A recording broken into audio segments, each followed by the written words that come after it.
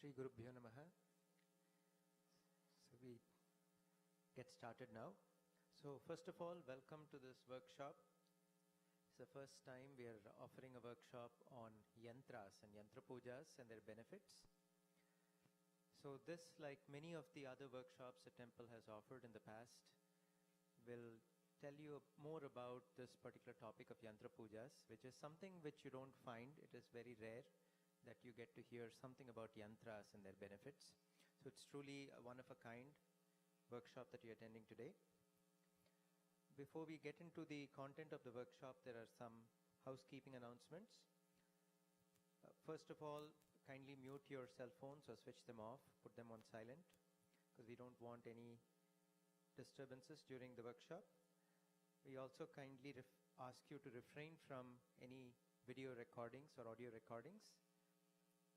Again, this is so that you don't disturb the workshop. About the temple, Sri Vidhyaa Temple, are there people who are coming for the first time to this temple? Can I have a show of hands? Okay, we have a few people. So this temple is very different from most of the other Hindu temples you may be used to. It tries to serve multiple purposes. So of course it serves as a place of worship, but it is also the center of a living tradition of Sri Vidhyaa. So there is an unbroken lineage of gurus of Sri Vidhyaa, which is a particular tradition of mother worship that is being continued and practiced in this temple. It is also a teaching temple. So we really welcome people of any background, genders, caste, creed, no barrier. We welcome anyone with an interest in learning about this tradition to come to this temple. So the doors are always open to everyone. And that is the principle on which this temple has run for the last 20 plus years. So this workshop is just one more of those avenues by which we share some of the knowledge of Sri Vidhyaa. Also like to encourage everyone, especially those who are coming for the first time, to get involved in the temple in some way. This temple is a 100% volunteer-run temple. We don't have any paid employees. There are no paid priests. Everybody who is helping to run the temple, whether they are maintaining the grounds or cooking and serving food or performing pujas, are all people like you and me who came in to volunteer, who learned about the Vidya and are now performing various different roles to keep this temple going and growing. A little bit about the overall agenda for today. So we will break this workshop up into two parts. The first part of the workshop will go from now until approximately 4:30. At 4:30 p.m. we will have a 20-minute break for snacks, coffee, tea and so on. And we will resume at 4:50 and go till 6:30. At 6:30 we will have the Q&A session. So I'm sure you will have a lot of different questions as this workshop progresses. So instead of addressing them as and when they occur, what we will be doing is we will be giving you little pieces of paper that you can write the questions down on. And at the end of the workshop we will be collecting these questions and then we will be addressing them. One thing to note is we would like the questions to be germane to this workshop. So they should be relevant to the workshop. If there are questions which are not relevant, we regret that we will not be able to answer them here. And again, given time constraints, we may not be able to get through all of your questions. So we will do the best we can. We have washrooms there in the back as well as in the temple if you need to use them. Again, kindly mute your cell phones and kindly heed the instruction about video recordings. So with that, I will introduce Ayya. So Ayya, most of you know, I guess all of you know, Haranayya, as he is known to us, Sri Chaitanyananda, has spent his entire lifetime studying and spreading Sri Vidhyaa, the tradition that today's workshop is about. Sri Vidhyaa is one of the Dasha Mahavidyas, one of the great paths to liberation that involve the worship of mother goddesses. In particular, Sri Vidhyaa involves the worship of the mother in the form of Lalita Mahatripura Sundari or Rajarajeshwari. Ayya likes to tell us often about when he got initiated by his guru, Sri Amritananda of Devipuram. What Guruji asked as Guru Dakshina was only that he spread this knowledge. That was the only Dakshina he asked. And true to his word, Ayya and Amma have spent their lives spreading this knowledge of Sri Vidhya, making it accessible, something that was very, very hard to get to, something that was kept very secretive in certain communities. If it is available this broadly and this widely today, it is really because of the efforts of Guruji and Ayya to a large extent. So, Ayya is also the founder and the Peethadipati of the Rajarajeshwari Peetham, also called the Sri Vidhyaa Temple. And this temple has grown and grown and grown. It is really the mother's will. It started in 1980s when Ayya got initiated by Guruji. And then the mother, the Murti that you see in the temple, moved in to Ayya's house in 1990. At that time, it was the garage of his house at 33 Park Circle. And then we outgrew that, and then we came here about 20 years ago. Last year was actually the 20th anniversary of this coming to this particular property. And if you were here at lunchtime today, I'm sure you realized you were pretty much sitting in somebody else's lap. So this is for a non-festival day. You can only imagine on a festival day what it's like. So we are rapidly outgrowing this property as well. So we will talk more about an ambitious project we have, the Rajagopuram project, after the break. But for now, I want to bring the focus back to the topic of today's workshop, which is Yantras. Again, something not very widely discussed even in Sri Vidhya. Even in Sri Vidhya, initiation is usually into the mantra. The Yantras, and there are so many different Yantras, what are they? What is the purpose? What is the scientific principle behind them? What are the benefits of doing Yantra Puja? So those are some of the things Ayya will cover today. So with that brief introduction, I'll give the floor to Ayya. Thank you.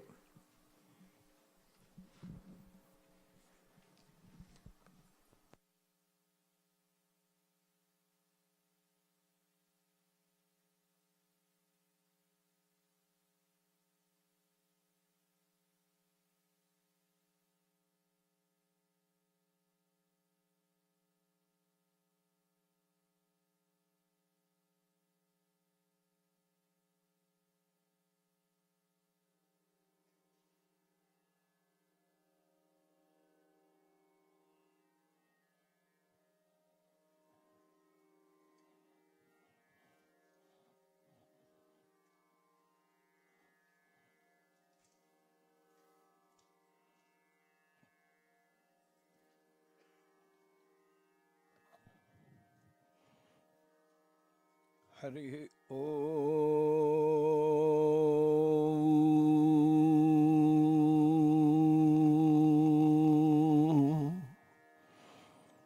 Prajnanam Brahmayamatma Brahmatattvamasiham Brahmasmi Annapurneshwari Ambasameda Srila Sri Amritanandanada Saraswati Mahapattaraka Mama Sri Guru Sri Padukam Pujayami Tarpayami Namaham प्राणशक्ति Amba Rajrajeshwari परापट्टारिका जगित महामंडलेश्वर श्रील श्री स्वप्रकाशानंदनाद हंसवदूत तीर्थ परम गुरु श्री पादुकां पूजयामि तर्पयामि नमः सहस्राक्षी अंबा राजराजेश्वरी परापट्टारिका जगित महामंडलेश्वर श्रील श्री कल्याणानंद तीर्थ परमेष्टि गुरु श्री पादुकां पूजयामि तर्पयामि नमः ललिता षोडशी परापट्टारिका जगित महामंडलेश्वर श्रील श्री राजराजेश्वरानंदनाद परात्पर गुरु श्री पादुकां पूजयामि तर्पयामि नमः ललिता महात्रिपुर सुंदरी परापट्टारिका जगित महामंडलेश्वर Srila Shri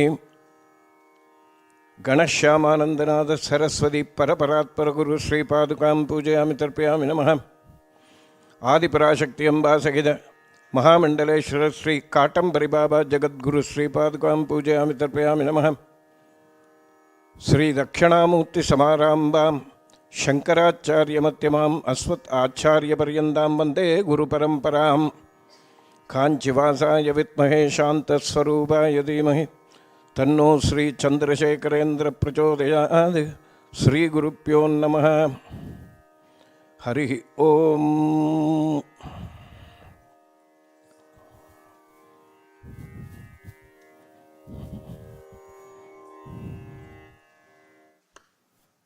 my humble pranams to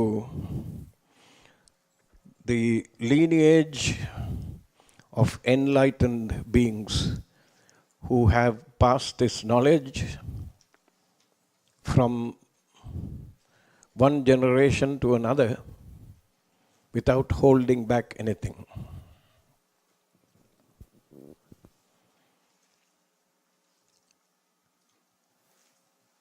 We are a temple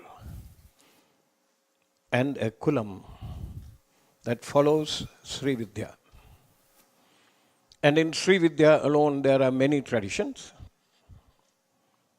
For example, in the single state of Tamil Nadu, the last time I looked, there were 36 traditions of Sri Vidhyaa. So, every state has the same story. Everybody, every lineage has its band of masters who have taught this Vidhya.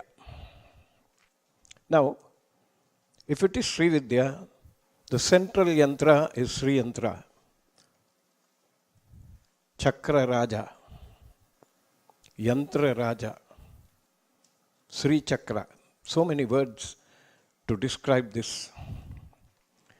It has, you notice, all the other chakras, all the other yantras are described.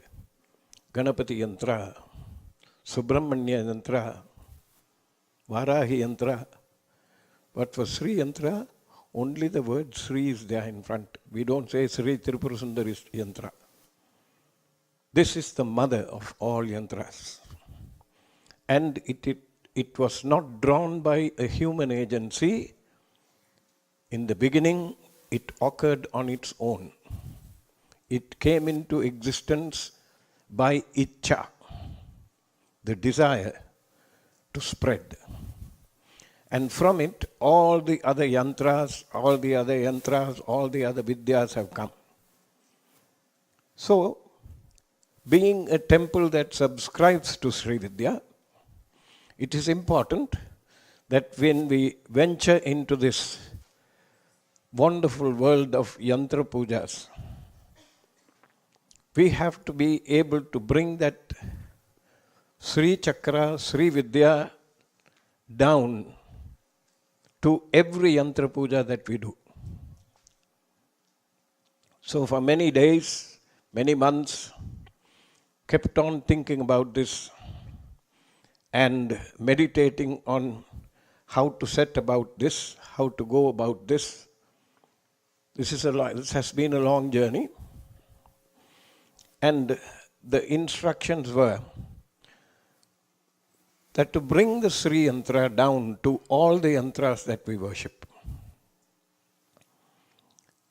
Almost 80% of the yantras for the Stri Murtams, which means feminine deities, have a chaturasram, a square. Any of these yantras you will see, there is a square. This is called Bhupuram or chaturasram. So the need to bring the tradition of Sri Vidhyaa into every yantra puja that we do, I thought, let's use the Bhupuram as the foundation. And from the Bhupuram, build the other yantras. So, anything goes wrong, anything we miss, the all-compassionate mother will absorb it and take it. And she knows our intentions. We are not here to spread the Vidhya for money. We are not here to gain power for ourselves. If that comes, so be it. That's the mother's grace. So, we have incorporated the base yantra, the chaturasram. And when the chaturasram is implied, Amnaya Devatas are immediately present. Purvamnaya Devatas are there, Dakshinamnaya Devatas are there, Paschimamnaya Devatas are there, Uttaramnaya Devatas are there. Just so I explain the terms, Purvam is east, Dakshina is south, Paschimam is west, Uttaram is north. Every yantra has its own set of deities in each of these entrances.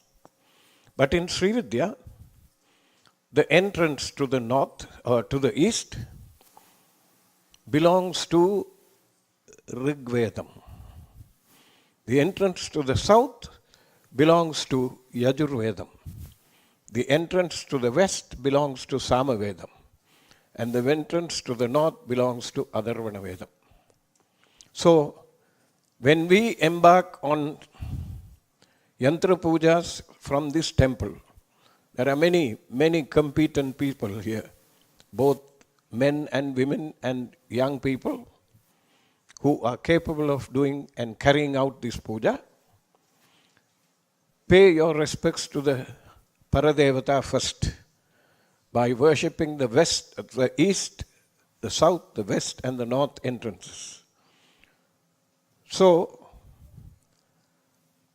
once this Dwara Puja, you must get familiar with this terminology because it will keep coming back again and again in all your research, all your readings. These things will come. If you don't know the names, then it can become, it is going to delay your progress, that's all. So once the entrance devatas have been worshipped, Dwara devatas have been worshipped, if you want to become a little more elaborate, Purva Dwaram in the Sri Chakram, eastern entrance, is guarded by Pratyangara. Southern entrance is guarded by Sulini Durga. Western entrance is guarded by two deities, Narasimha and Sudarshana Narasimha, both of them. And the north is controlled by Sarabeshwara.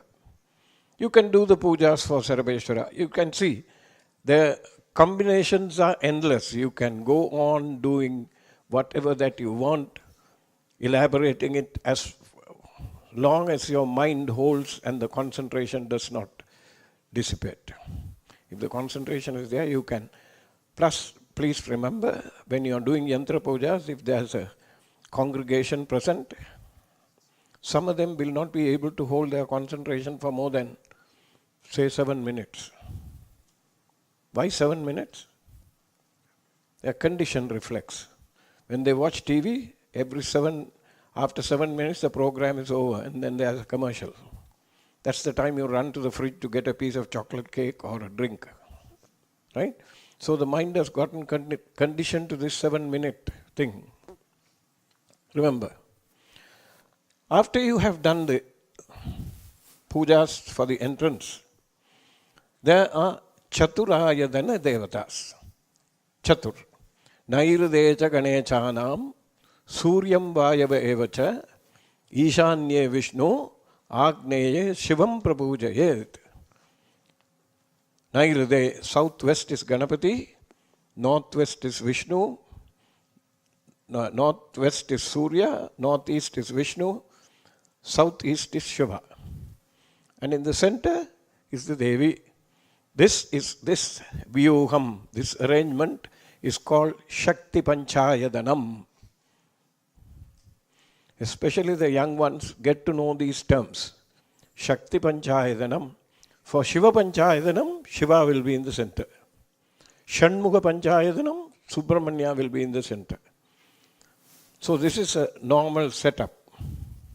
Now, we need to find out what is this big deal about yantras? What is this yantra? Yantiram is a device. A yantiram is called a device, a machine. Why is it called a yantiram? A device will run, it will work. A yantra will run also. And because it runs, it is called a yantiram. Iyanguhirapadiyal yantiram.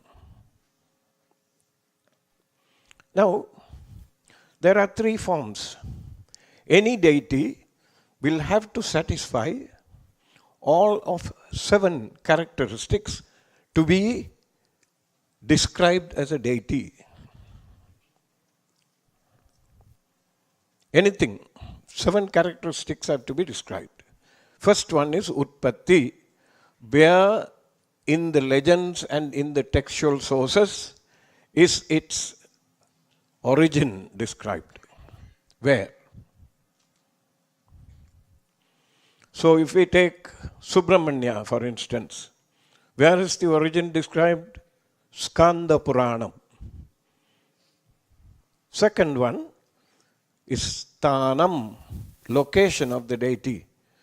In the legends, where is it? There will be many books, many textual sources that will describe its location. Once the Utpatti has started, it can go locate itself in many places. Subramanya Hridayam, Subramanya Upanishad, Kumara Upanishad, Shanmuga Upanishad, lots of places. Skanda Puranam. For the Tamils, it is Kacheppa Shivacharya's Skanda Puranam. It is there. The location is there. So, Utpatti Sthanam. Third one is very important. Lakshanam. What kind of a deity is this? Is it standing? Is it male? Is it seated? Is it in Padmasanam? Or is it in Siddhasanam? Or in whichever way, is it in a dancing pose? That is Lakshanam. And how many arms does it possess? What are the weapons that it is carrying in those arms? Is it performing any mudras towards the devotees? Sometimes you will find this is called Abhayahastam. Other times you will find it this. This is Varadhastam, giving boons. Incidentally, in Mahatirupur Sundari, Rajarajeshwari, Kamakshi, if you look, she does not give Abhayam or Varadam like this. Because in all the hands, all her arms, she has got other things holding. So where does the grace come from? They flow from her feet. If you look at her feet, that is enough. Now, Utpatti, Sthanam, Lakshanam. Third one, Mantra.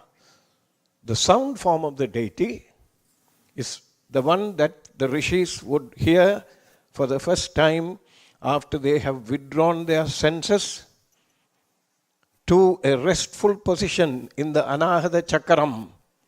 Please make a note, not anywhere else. They have withdrawn their senses, package them, and they hold them in the Anahatam. Then the unstruck sound begins. Omkaram begins from the Anahata Chakram and it starts to make its way upwards. And as you begin to hear it, they would hear the mantra being chanted. The mantras are eternal. Nobody chants them for the first time now. The mantras, ever since the deities originated, they have been there. Since creation began, before creation, the sounds have been there, except that ordinary human beings are not tuned enough to be able to hear them. But the rishis can. You bring down. What do you mean bringing down? What do I mean by saying you bring down the surge? The sense organs are always surging. Like in a power circuit, in an electrical circuit, in a grid, there are power surges happening now and then. That kind of a surge will mask the divinity that is inside you. That is the purpose. And if you keep eating Rajasic food, that surge will increase. People always ask me wherever I go, do I need to be a vegetarian before I can do this? You bet.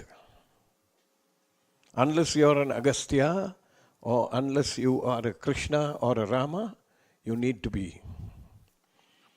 And when you don't feed the sense organs, that surge is lowered. This is what Manikavachakar in the Shiva Puranam says, Vaham Kaduthu Anda Vendan. Vaham Kaduthu Anda Vendan Adivelga. He reduces the surge. Once the surge is reduced, then you will begin to hear the mantra in your Taharakasam, the area between the Visuddhi Chakram and the Ajna Chakram, neck Chakram and the Ajna Chakram. Once you have entered that space, it will be inscrutable, pitch black. You won't see anything else. And in that, the sound of the mantra will manifest. So that is the auditory form of the deity. Then, the next thing that this rishi or seer who is doing this meditation, after hearing the sound, he will see a three-dimensional geometric form. That form is the yantra. And that three-dimensional form will first form in the ether. What is the ether? The space between the molecules that are in the atmosphere. That means nitrogen, oxygen, right? Water vapor, all the rare gases, neon, krypton, argon, right? All of those. In the space between, the yantra will manifest. Three-dimensional version of the yantra will manifest where he is seated and it will cover him. He is now in the center, inside the yantra. This is the first vision that they have. And then from there, using his yogic power, he will exit through the Brahmarandram and go up. Then he will be able to see the yantra in plan view. That's what has been given to us. This is when a rishi does it.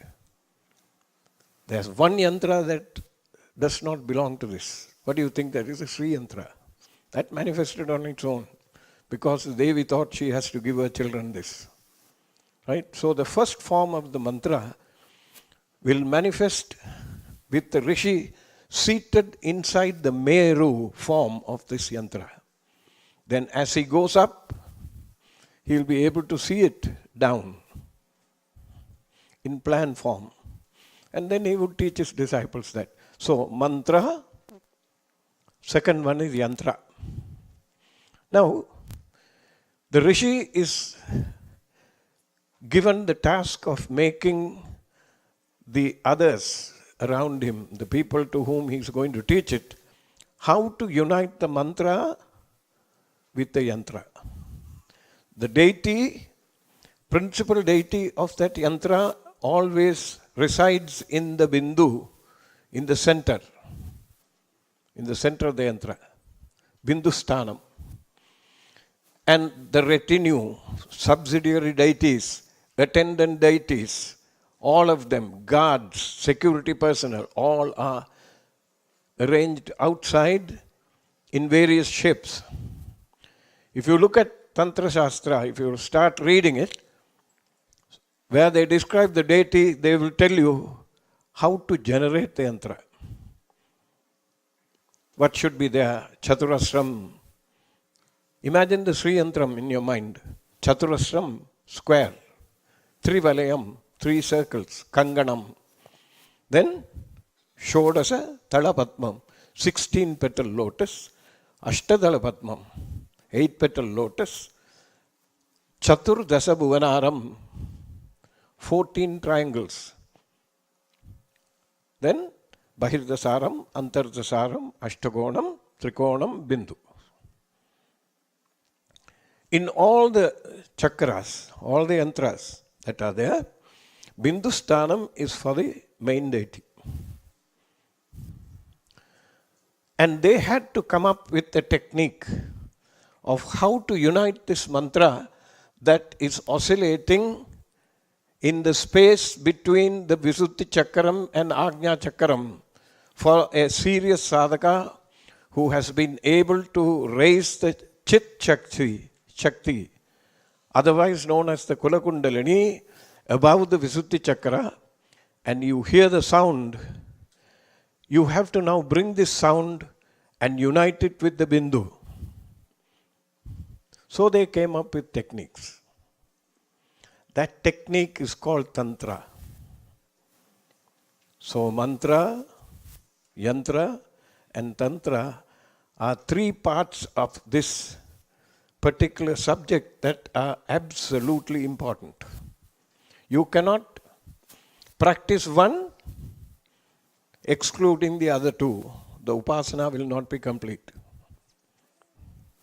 So, many of you, most of you, the young ones always here, they come and ask me, what do I do for this? I used to tell them, japam. How do I pass my exams? Japam. How do I get a good job? Japam.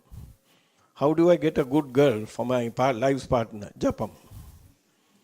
If you supersaturate your system with the sounds of the mantra, of the deity, the sound form of the deity, you become that deity.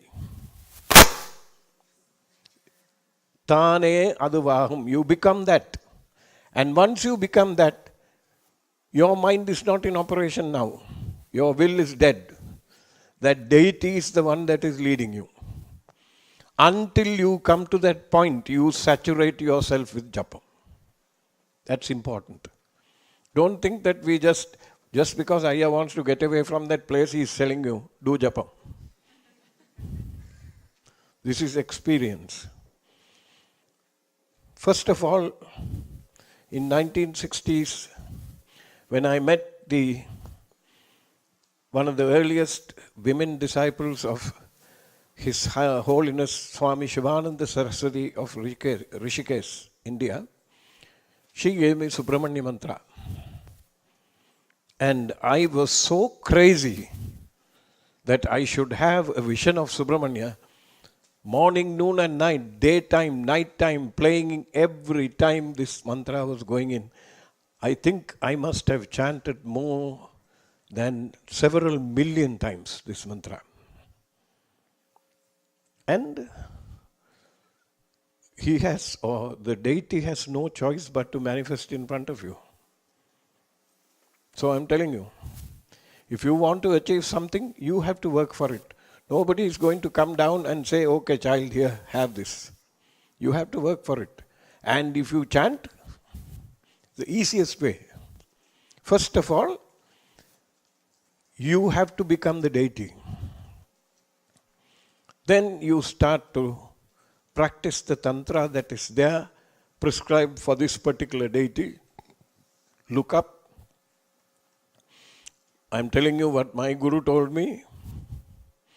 Once Sri Vidhyaa is given, you are a student for the rest of your life. If you don't see something, dig. It's more tasty when you say it in Tamil, nondipar, nondu. Dig. Scratch the surface, do anything you want, find out as many texts as you can, talk to people who have performed the pujas before, find out. Eventually, the deity will lead you to a technique that is not very different from the original that the Rishi intended, that will be suitable for you. It will be suitable for your mindset, your psychic, your emotional makeup, all of those things. Each one is an individual, just like a thumbprint. So the deity will lead you to that. So don't go keep asking somebody, teach me. If your guru tells you something, follow it. Eventually, the deity will teach you the tantra of how to take this mantric form and unite it with the Bindusthanam of this. So mantra, tantra and yantra we have covered. So Utpattisthanam, Lakshanam, mantra, tantra, yantra. One more is left. You have to find out from the Shastras, from the legends, from the Puranas, how this entity, how this deity has interacted with its devotees, how it has benefited them. So, this is one of the reasons why the 18 Puranas were given by Vyasa. Those Puranams, if you read, you will find the stories given there. It will tell you how this deity interacted with the devotees. Whether the devotees are devas, or whether they are asuras, or whether they are ordinary human beings, does not matter. But you have to find out. Then, now this has become a deity. For this deity, especially in our faith, we go to temples. Not everybody has the capacity or has the desire or the will to have a shrine room in their house. Although when I was about 13, 14 years, I always thought every Hindu house has a shrine. But some places I go, I'm surprised they don't have it.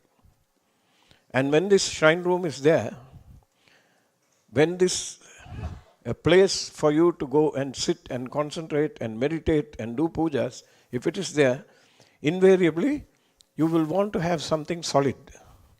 Like first you start with a picture, and eventually you will want to have a deity, and then if you are a little more serious, you will want a yantra underneath that deity. Right? Now, there are many types of deities. All these are connected to the yantras, remember. Many types of deities are there. There can be deities made of granite. Sila Vigraham. These are to be installed in temples. Because the absorption rate of a granite Vigraham is much slower and demands a greater frequency of the puja and chanting of the mantras than any other material. Please remember, the frequency of pujas that you do, once a day doing puja is not enough. This is why in the way to worship Shiva, it is prescribed that you do puja 6 times a day. 6 times. That means patram, palam, pushpam, toyam, abhishekam, alankaram, archanam, all those things you have to do 6 times. So by the time you finish doing the puja in the temple once and finishing with Bhairava, it is time to start again. So the whole day is occupied. Granite is like that. The absorption power is much slower, and it absorbs. The rate that it absorbs, it will give out the power also, which means the granite murti will last for a longer time. Of course, after the Islamic invasions in India, they came pouring through the Khyber Pass, and they destroyed all our temples. Marble was used. Marble will also take the power, but marble will not hold it. It will let it loose. It will let it go quickly. The original is Shila Vigraham, statue. Then, the easiest one that you can keep in a house is Panchaloham, a statue like this with metal. You know the metal is the best conductor of electricity, and that there are various metals. If you can have a gold Vigraham, that's the best. Have a gold Swarna Vigraham, that will pull the power faster than anything else. Now, if you have a Vigraham at home, it must have a Yantra Pratishta beneath it. Right?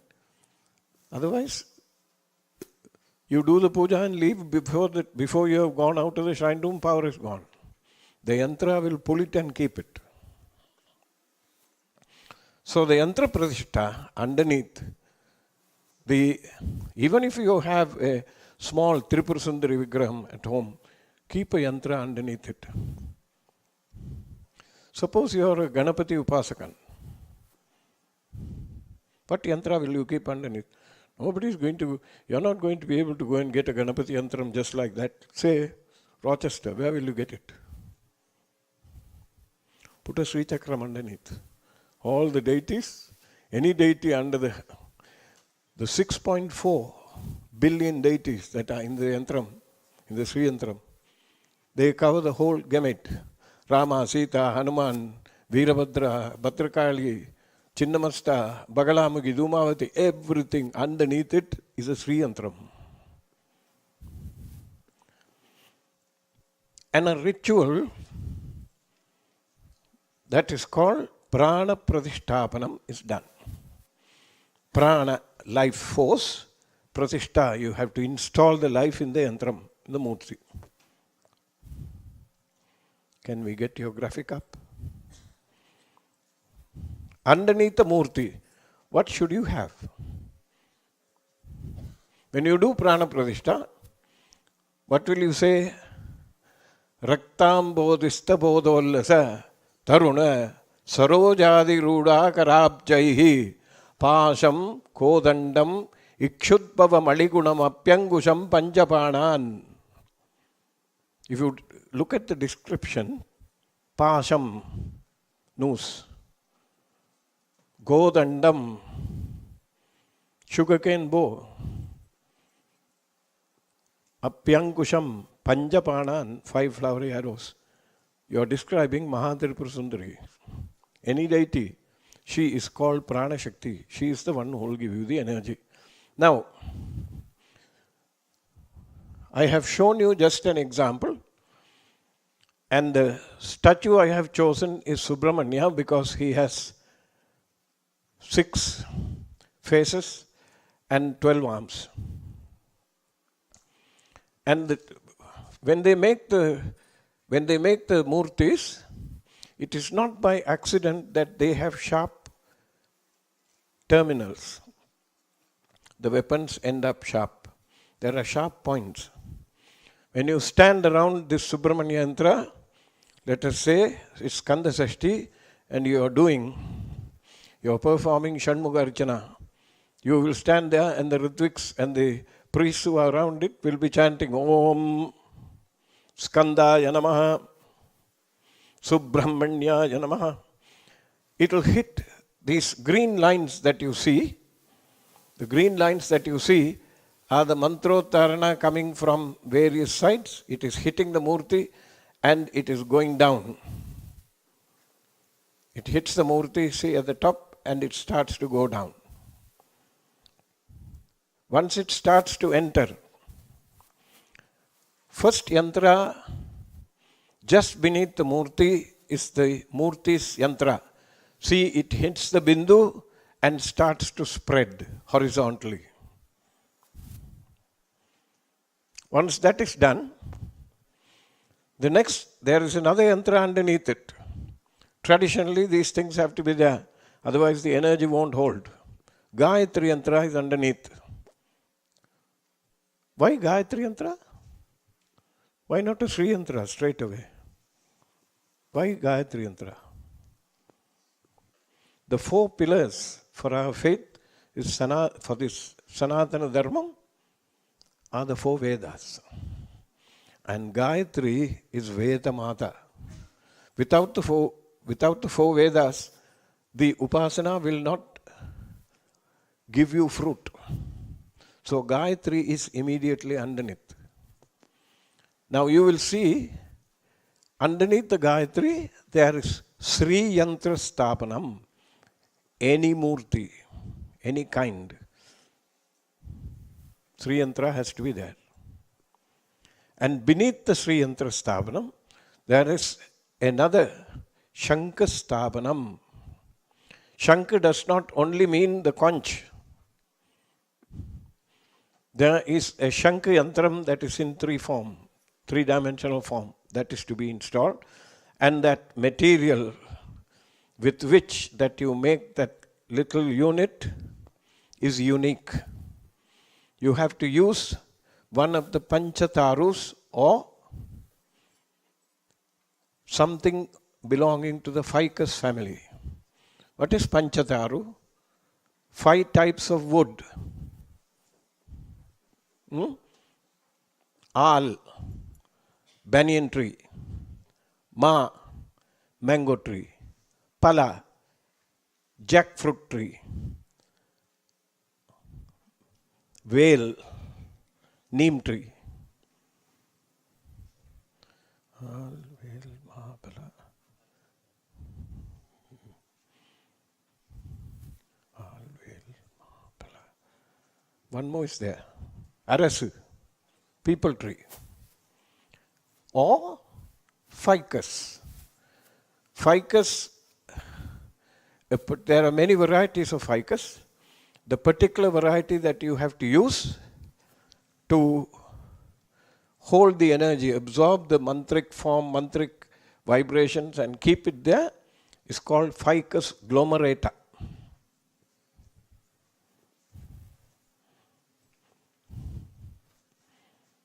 They want to take notes, they can.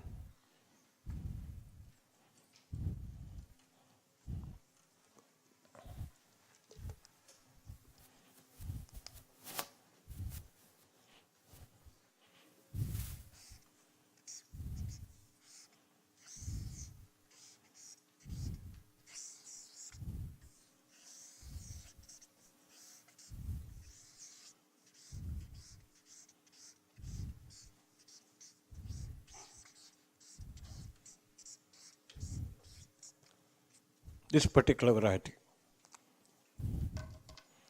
The sap in the wood will pull the mantras, the sound of the mantras, and hold it. And if you keep adding to it, it will hold it indefinitely. This is why when Punaruddharana Kumbhabhishekam, when they are reconsecrating a temple, they take the energy from the Moola Murti into little tiny miniaturized idols made of this wood.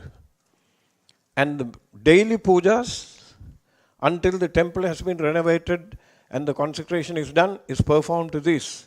That is called Balastavanam.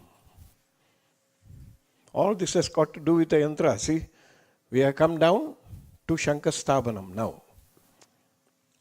Beneath the Shankastavanam, there is something called Kurmastavanam, turtles. Little turtles made of any one of the following materials: Swarnam, Rajadam, Tamram, Vidurumam. What is Vidurumam? Muktam. Vidurumam is coral. One of these materials you have to make. You can't make it, you give it to a jeweler or somebody, he will carve out little turtles. And these are placed in the 4 cardinal directions beneath that. So, Kurma Stapanam. Underneath that, gem quality, Navaratnam. Why gem quality? What is gem quality Navaratnam? You know, these shiny things that you want to put on your fingers? That is gem quality. That's the first quality. There are 5 qualities. First one is this. Sometimes when you build a house or when you build a new temple, like we are going to do sometime later, you have to do what is called a Garbhanyasam. Garbhanyasam, you have to do right behind the Garbhagraham. And in the Garbhanyasam, you are supposed to place close to 100 different items. And these items include Navaratnam, first quality, gems. Right? The higher the quality, the better the result. So, you can imagine, you want to buy a pigeon blood ruby. It's more expensive than diamond. You want to buy a real good emerald, that's more expensive than the ruby itself, the purest form you find. Ratna Stavanam. Then, in the house, in the temple community that they are worshipping, somebody will want Vishnu. I want a Shaligramam to be placed inside that. Somebody else will want to have a Trisulam put inside that. So, there is a space given for Devata Stapanam. You put those things underneath. Now, mind you, all of these things will become active by just worshipping Subramanya in this case. Right. Beneath the Devata Stapanam, there is a line that says Dravya Stapanam. Dravyam. Various herbs. Where will you find these herbs? Where will you find them? I don't know any other language in India, so I will tell you what is available in the language Tamil. It is available in the Tanjore Saraswati Mahal Library. The book is called Padartha Guna Vilakam.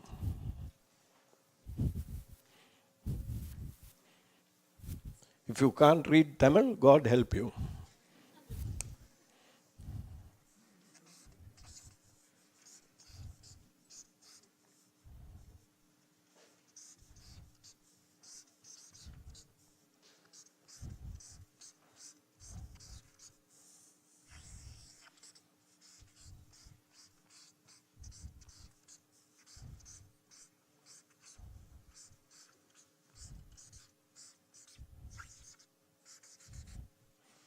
Padartha Guna Vilakam.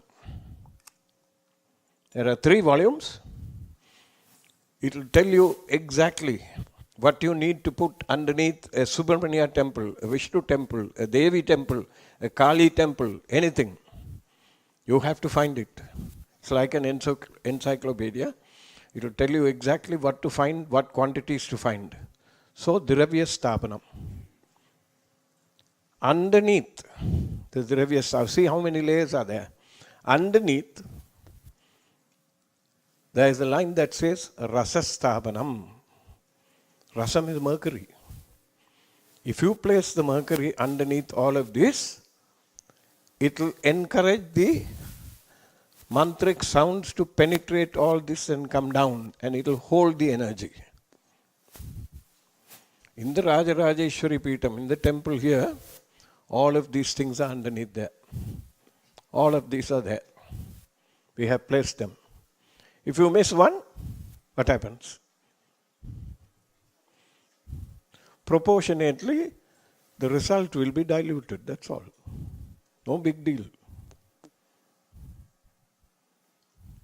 Proportionately, whatever desired result you have will be diluted. That's all. If you take the trouble to put this inside and do it, now. All this is seemingly taking you away from the Yantra Pujas. So let's come to this point. Who can do a Yantra Puja? Who are the ones who are capable or who have the authority to do Yantra Pujas? Take this from me. If you are not initiated into any mantra, you have no business to touch any yantra. You can't. What do you know about it? You must have some mantra diksha. If you have Subramanya or Sri Vidhyaa, very good. You can touch any, you can attack any yantra you want. But if you don't have mantra diksha and you think you can just go through life without making a commitment to a particular deity, forget it. This is a technique that you must, it's like anything else. If you want to practice it, you must go that extra mile. So that should put up a lot of questions and other things, right? That means vegetarian for life.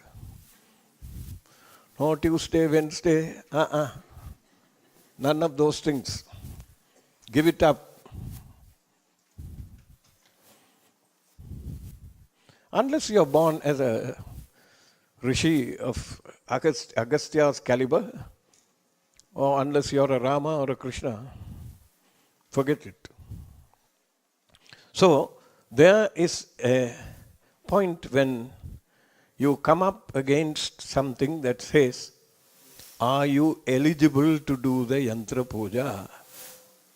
Who is the Adhikari? What does the Tantra say? Tantra Marka Purushottamam. Dharmini Sakita Yajamanam. Young ones note. Don't attempt this when you are single. Dharmini Sakita Yajamanam.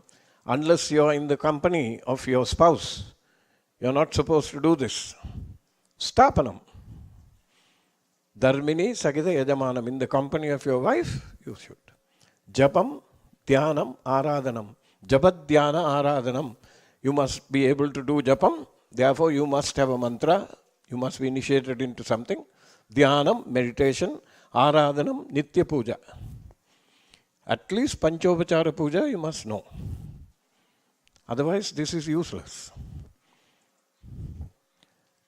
Japat Dhyana Aradhanam, Nitya Yajanam Adhikaram. Every day you must be able to do this. For such people, Adhikaram, eligibility is given. So when you start performing puja to a deity, if that deity does not have a yantra sthapanam underneath it, it will not retain the energy, the electromagnetic energy, it will not be retaining. So all the murtis that are around outside the temple, they do not have yantra sthapanams, except the Dwara Ganapathy that is in front. He has a Ganapathy yantra underneath him. All the others, there is no yantram. Therefore, even if an ineligible person goes and touches them, it will not affect them. If you have a yantra sthapanam underneath it, say for instance, out after the river, if you go up, there is a Shivalingam there. You have to do minimum 3 times puja every day. And imagine during winter, snow will be up to there. How will you go there? So it does not have a yantram. Okay, yantra sthapanam. The eligibility to do yantra sthapanam, yantra puja is first this. First one is have diksha. Just having diksha is not enough. You must do japam. And like I told you before, supersaturate your system with japam.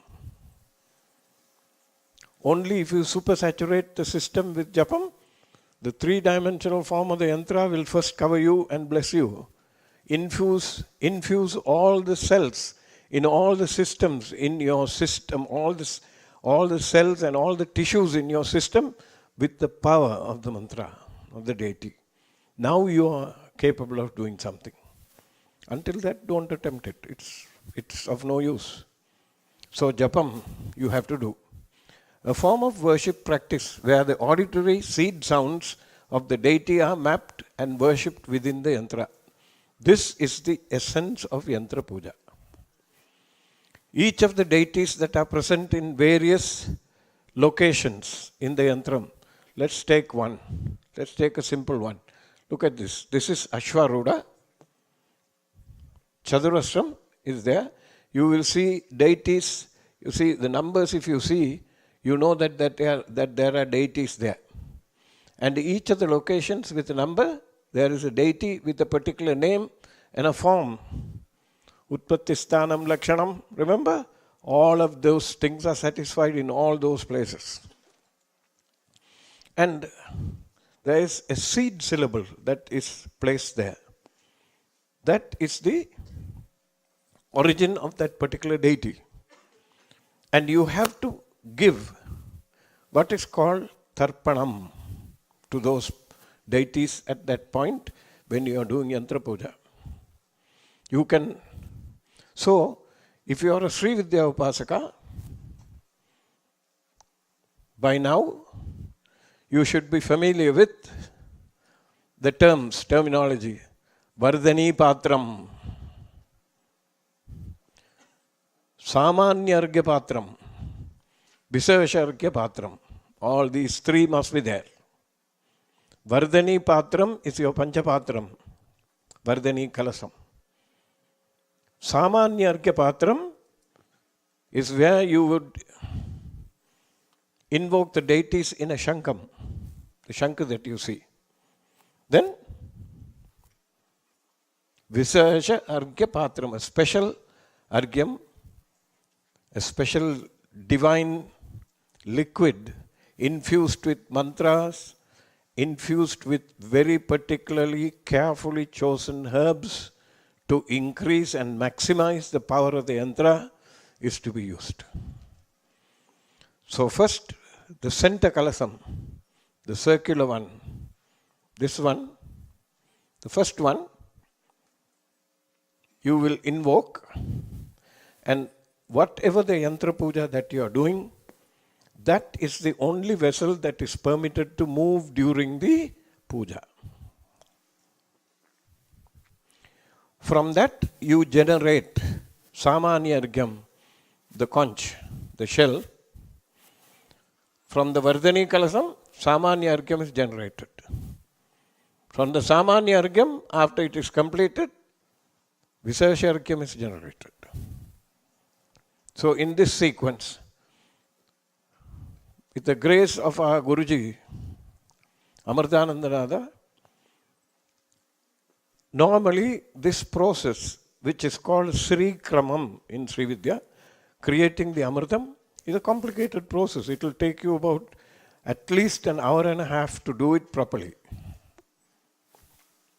With the various nyasams, various places, locations that have to be identified within the body and without the body, all of those are important. That will take practice. What he did was he simplified the process and created 3 yantra pujas for Ganapathy, for Shyamala and for Varahi. But deliberately omitting the locations of various deities in those yantras except Ganapathy, so that the uninitiated would not be able to descramble them. You have to unscramble them to get the power. You will get, not that you will not get any result from performing a puja like that, you will probably get about 50%. Just not enough power to you to create mischief. You're smart.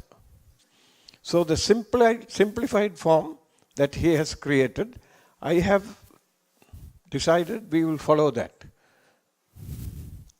And for all the yantra pujas that we are planning, this template is going to be used. Of course, when you are doing the puja in your own home, you are free to do the entire Sri Kramam that is prescribed for Mahatirupur Sundari. That is normal Sri Chakra Puja. Whatever that is there, you can do. Even the one that we use in our temple is an edited version, please know that. There is one nyasam that goes, Mahashoda nyasam, takes 3 hours to do. So, nyasam after nyasam after nyasam, you can keep doing. You have to choose what is the one that I can manage. Okay? And after that, even the yantra pujas that we are going to conduct in various places, various locations in our temple, a fully initiated Sri Vidhyaa Upasaka will sit in front of the yantra, where these are. And he will create the Viseshargyam and create the Samanyargyam. And with a piece of ginger, properly cut, he will be doing Tarpanam. While the other people who are queue public, others who are interested in sponsoring that puja, will be seated. They will be given little yantras. Where is Vimalan? Where are the Subramanya yantras that I gave you? The laminated ones. Can you get one? They will be seated around the original yantra. Imagine this is the yantra that is there. Okay? So they will be seated around this, doing not tarpanam, kunkuma archana, akshata archana, tulasi archana, or bilva archana. At the end of it, that yantra will be given to you, you can take it home. And now that has been enlivened, so it will form protection for your house. Okay? As many people as possible who are going to sponsor the puja, you can do it and take it home. Now for that, to do that, do you need initiation? No. Because somebody is taking the risk for you here and doing the puja, the energy will be created in that yantra and given to you so that you can take it home. That energy is actually inside your body. That protection will be there. So, tarpana, archana, akshata, kunkuma, pushpa, bilvadala, swarna. Now, in America, you cannot buy bilvam. It's banned. Bilvam is available in Florida. And if you can find somebody in Florida who can send the bilva patram to you, you can use it. Bilva can be reused for 7 days. Lotus can be reused for 12 nights.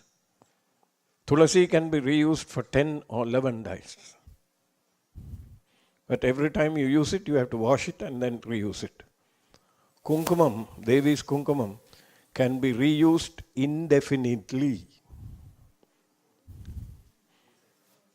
You don't have to keep changing it.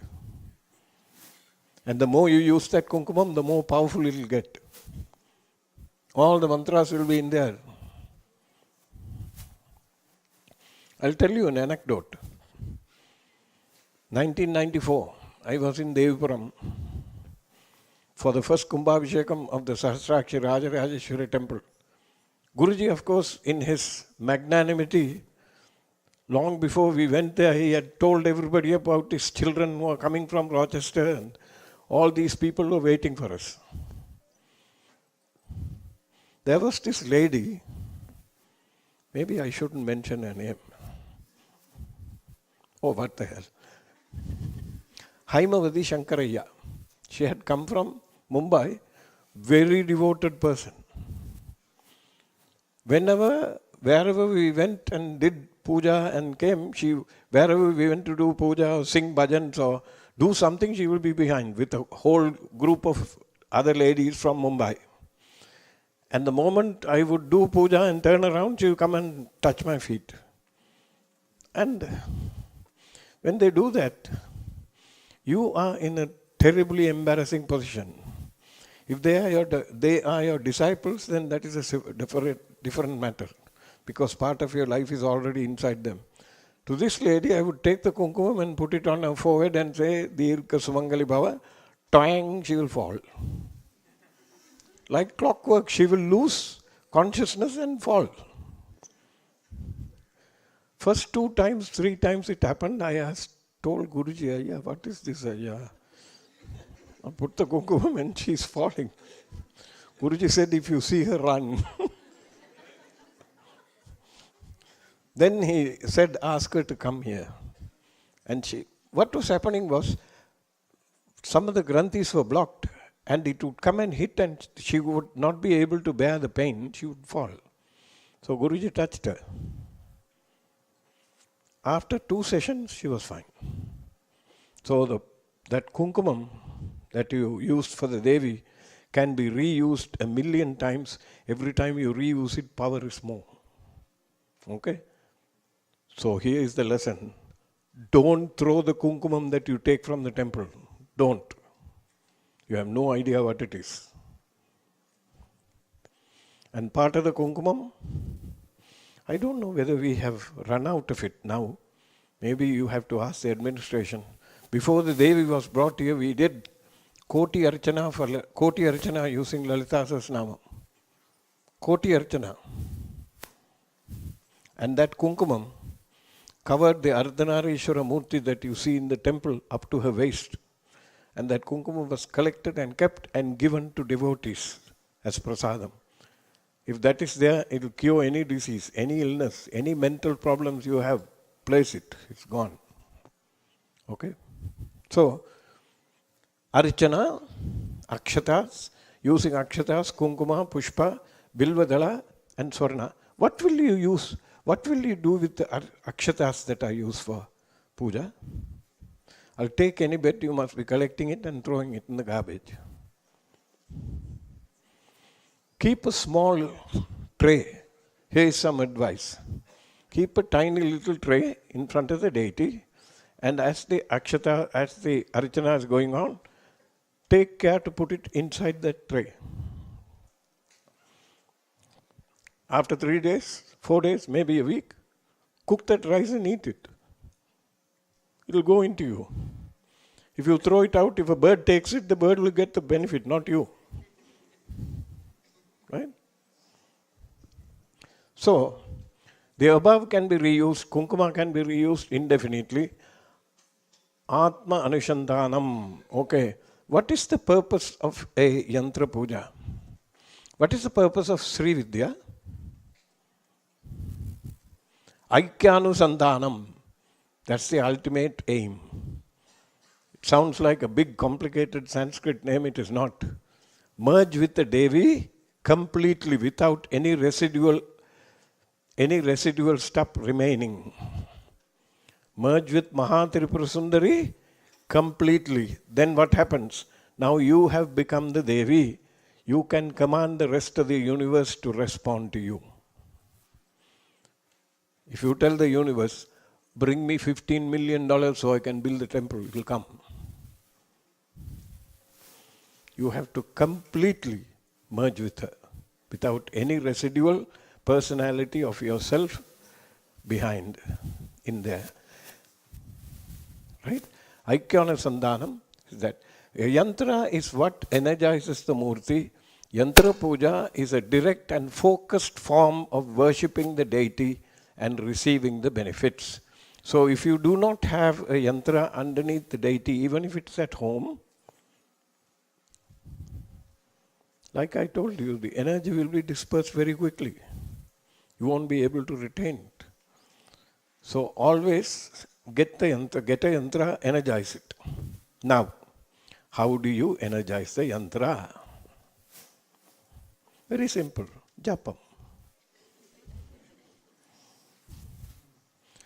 If it is a Subramanya yantra, 6 syllables, Saravana Bhava. Okay? Saravana Bhava. If you want to increase the potency of this 6-syllable mantra,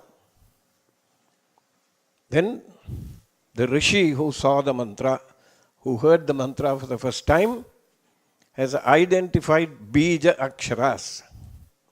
Om, Srim, Hrim, Klim, Aim, Saum. Saravana Bhavaya Namaha. So, Om, Srim, Hrim, Klim, Aim, Saum, Saravana Bhava. 12. The rule of thumb is what? Akshara Laksham. 100,000 times for every syllable of the mantra. So, 1.2 million you have to chant. There are shortcuts, I can tell you, but I will not. Because all of you will become lazy butts and sit on your backsides and think that it's going to happen. You have to do the work. There are ways, but the ways are there until you are able to enliven some portions of your body or all portions of your body. It is basic counting. 1.2 million. Panchasakshari. 1.5 million. Mahashodasi, 2.8 million. Rajamadangi, 125 syllables. 125 million. Or 12.5, I think, you have to do. What are the shortcuts? Your body has how many chakras? 6 chakras belonging to the body, and 1 chakra that is out of your body, which is above your head, Dvadasantam. In the 6 chakras, how many petals are there? And that number of petals, if you chant the Moola Mantra with, he is not very strict with these things, 50% concentration. Okay? Minimum 50% concentration if you do. The deities in those petals will wake up.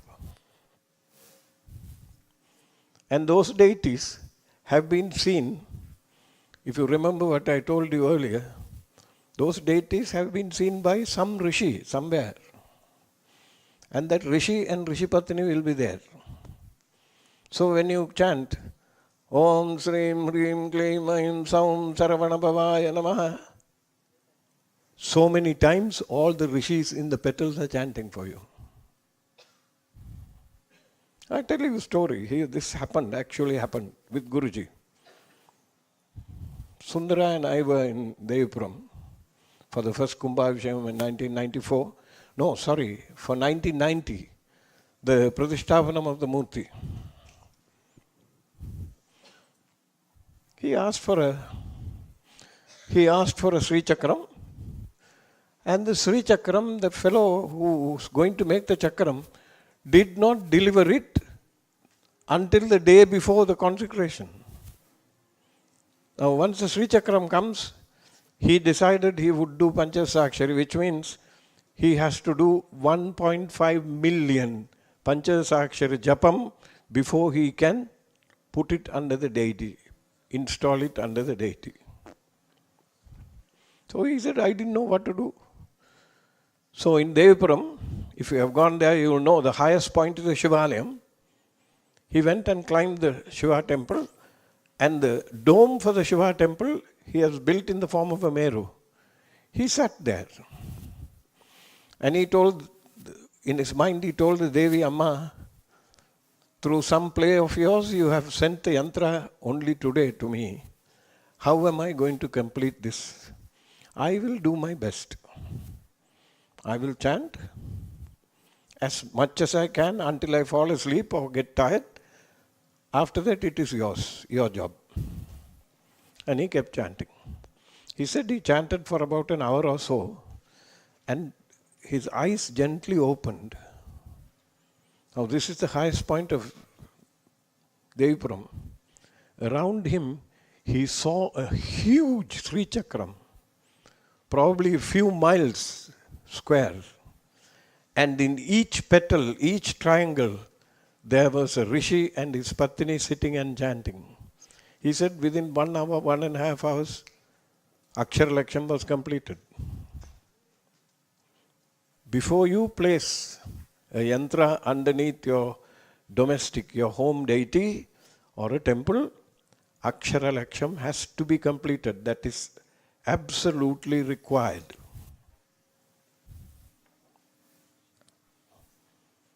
Okay? So if it is Sri Chakram, buckle yourself down to do 1.5 million Panchasakshari. If you have Bala, 900,000. So you are going to ask me now, so don't I go to work? Don't I do this? Don't I do that? How am I going to sit in front of it? You sit in front of it and do one mala. Rest of the time, driving, walking, going to Tim Hortons, all these things, keep chanting Panchasakshari inside your mind. It's counted. And the first time you want to do it, first thing in the morning when you do it, do the nyasa. for whatever mantra. Find out. If the nyasam was not given to you, invariably I would never have given the nyasam to anyone. Find out. You have to do the work also. Your gurus cannot hold your hand and take you through life all the time. So you have to do some digging on your own, find out who the rishi is, what is the chandas, and keep chanting. Akshara Nyasam. Tambi, are we in line for a break? 10 minutes. Okay. So the next one, from the initial absorption of the sound, the rishis perceive the geometrical form in the ether.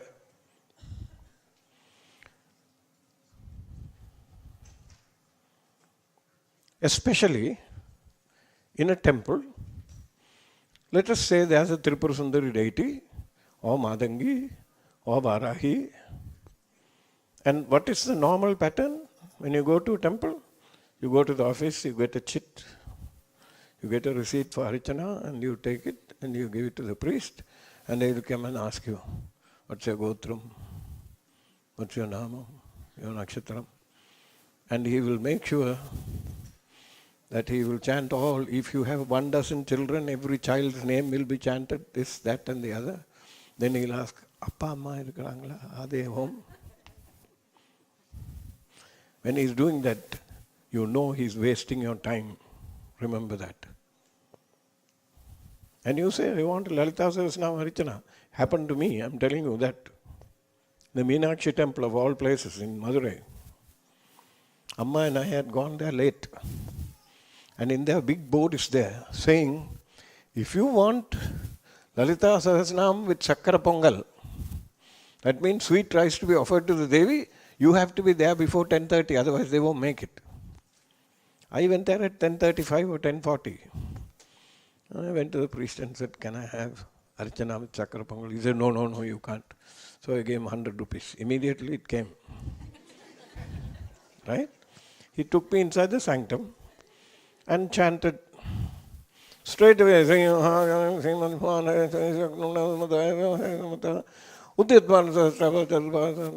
first 400 namas were fine. Then he omitted the next 400 and started at 800. And I waited until he finished and did Kampa-arati. When he came, I said, I think you missed about another 400 names. Let's chant it together. Now, two things. I wanted to stand near there and gain as much energy as possible from the statue. So I took my time chanting Nyasam and Akshara Nyasam, and all the Nyasams were done. And then we chanted Sahasranamam at a very slow pace. He couldn't do anything. He chanted. But I didn't want him to be disappointed. So after he finished, I gave him 1,000 rupees. But he was happy. Now, what is the effect if in a temple like that, of that stature, if somebody chants the Lalita Sahasranamam, cut it off at 400 and then start at 800, what happens? As he is chanting like this and doing, the yantra and the form of the deity are building up in the ether. Right? It's growing. At 400 it is cut off. Then there's a gap. Then at 800 it will start again. Who do you think is going to absorb the thing? The one who sponsored it. It's wrong. Did you get what I said? The murti is forming. The yantra, the meru form is forming in the ether. And at 400 it has stopped. Now he has jumped to 800 and he is continuing. That gap is there. What is it described as? Binnam, a disfigured murti. And just like any temple, say there's a village, okay? And in this village there's no temple. Okay. The big shot in this village is Sundarana. Now he has to walk 20 miles to the next village to go to this temple. So he goes. And eventually he thinks, I'm getting too old, let me see. And he collects some elders in the village and says, we'll build a temple here. Okay. So immediately Sundaranna is made president of the temple, right? And his crony, which is me, I made the secretary of the temple. Now we are going around canvassing. We have to build a temple here. Like what we are doing now. Okay. And I first go to Kavita auntie and tell her I'm going to, knowing that she is crazy about the Devi, I go to her and tell her, Amma, I'm building a temple here. She is overjoyed. And she's saying, oh, that's so, I'll give you $100,000. I have taken. $100,000 I have taken. Then, I'm going around still collecting, okay? All right? Then I go to Anagayan. Anagayan is still a student. He says, yeah, it's a wonderful idea. I'm still a student. I don't have much money. I'll give you $5. That's all I can spare. Okay, it's given. And collecting like this from different parts of the community, you have built a temple and you have brought somebody from outside. Kumbhabhishekam is done. Great festival, everything. And you have handed the temple over to a priest. Okay? That's what happens. It's normal. First 4 years, 5 years, the temple will be booming because he will be doing pujas and he will be singing during the Arichanas like Vilas uncle and people love it. Okay? And you know what happens? After 5 years, this guy has slowly started networking inside the temple. Okay? He has found out that Jyoti auntie coming in the temple is also crazy about the Devi and she has a Meru in the house and she can do a little extra for him, so he will do super extra pujas for her. Like that, he will identify other people in the community and behave exactly. To some people, somebody will come and ask him, tomorrow is my father's death anniversary. Can you help me out? Okay, he will say, I'll come to your house. And when he goes to the house, he will look around and see, okay, there is a nice Sony TV in the house, right? Good things that are there, okay? And he will get dakshina and come. He will make a note of the father's sthiti. Next year, the man doesn't need to go and ask the priest. 1 week before, he will call and tell him, your father's sthiti is approaching. Like that, in 10 years, he has outside involvements to the max. And what will happen to the puja in the temple? That will be cut short and short and short and short and short, right? Make no mistake, the Shastra tells you, if you install a murti with the yantra like this, and you perform puja, if you are going to quietly reduce the way it is being worshipped, no proper naivedyams, nothing, he has outside jolis, so he will finish this thing and scoot. Everybody who sponsored that temple, who gave money, will be proportionally. So guess, Kavita auntie who gave $100,000 get whacked properly. And Anagayan who gave $5, he will also get back, but it will be very small, like that. You cannot afford to let the murti, I call it deterioration inside the temple. That's not proper. And it has become a fashion for them to say, you are not born in this kulam, so you cannot do the puja. That's wrong. If you can't do it, you walk out of the temple, let somebody else take over it. Okay? Break time.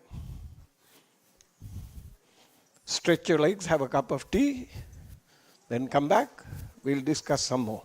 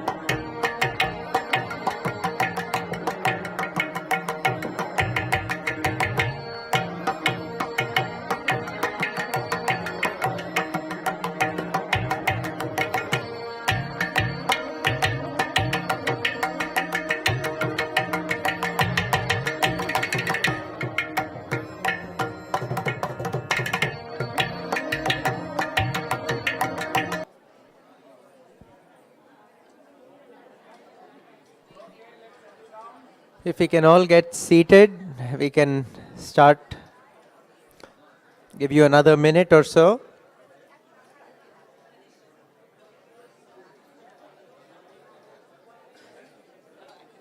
That clock is stopped at 4:30. Yeah, they stopped it. That clock is actually stopped. It's well past 4:30 now.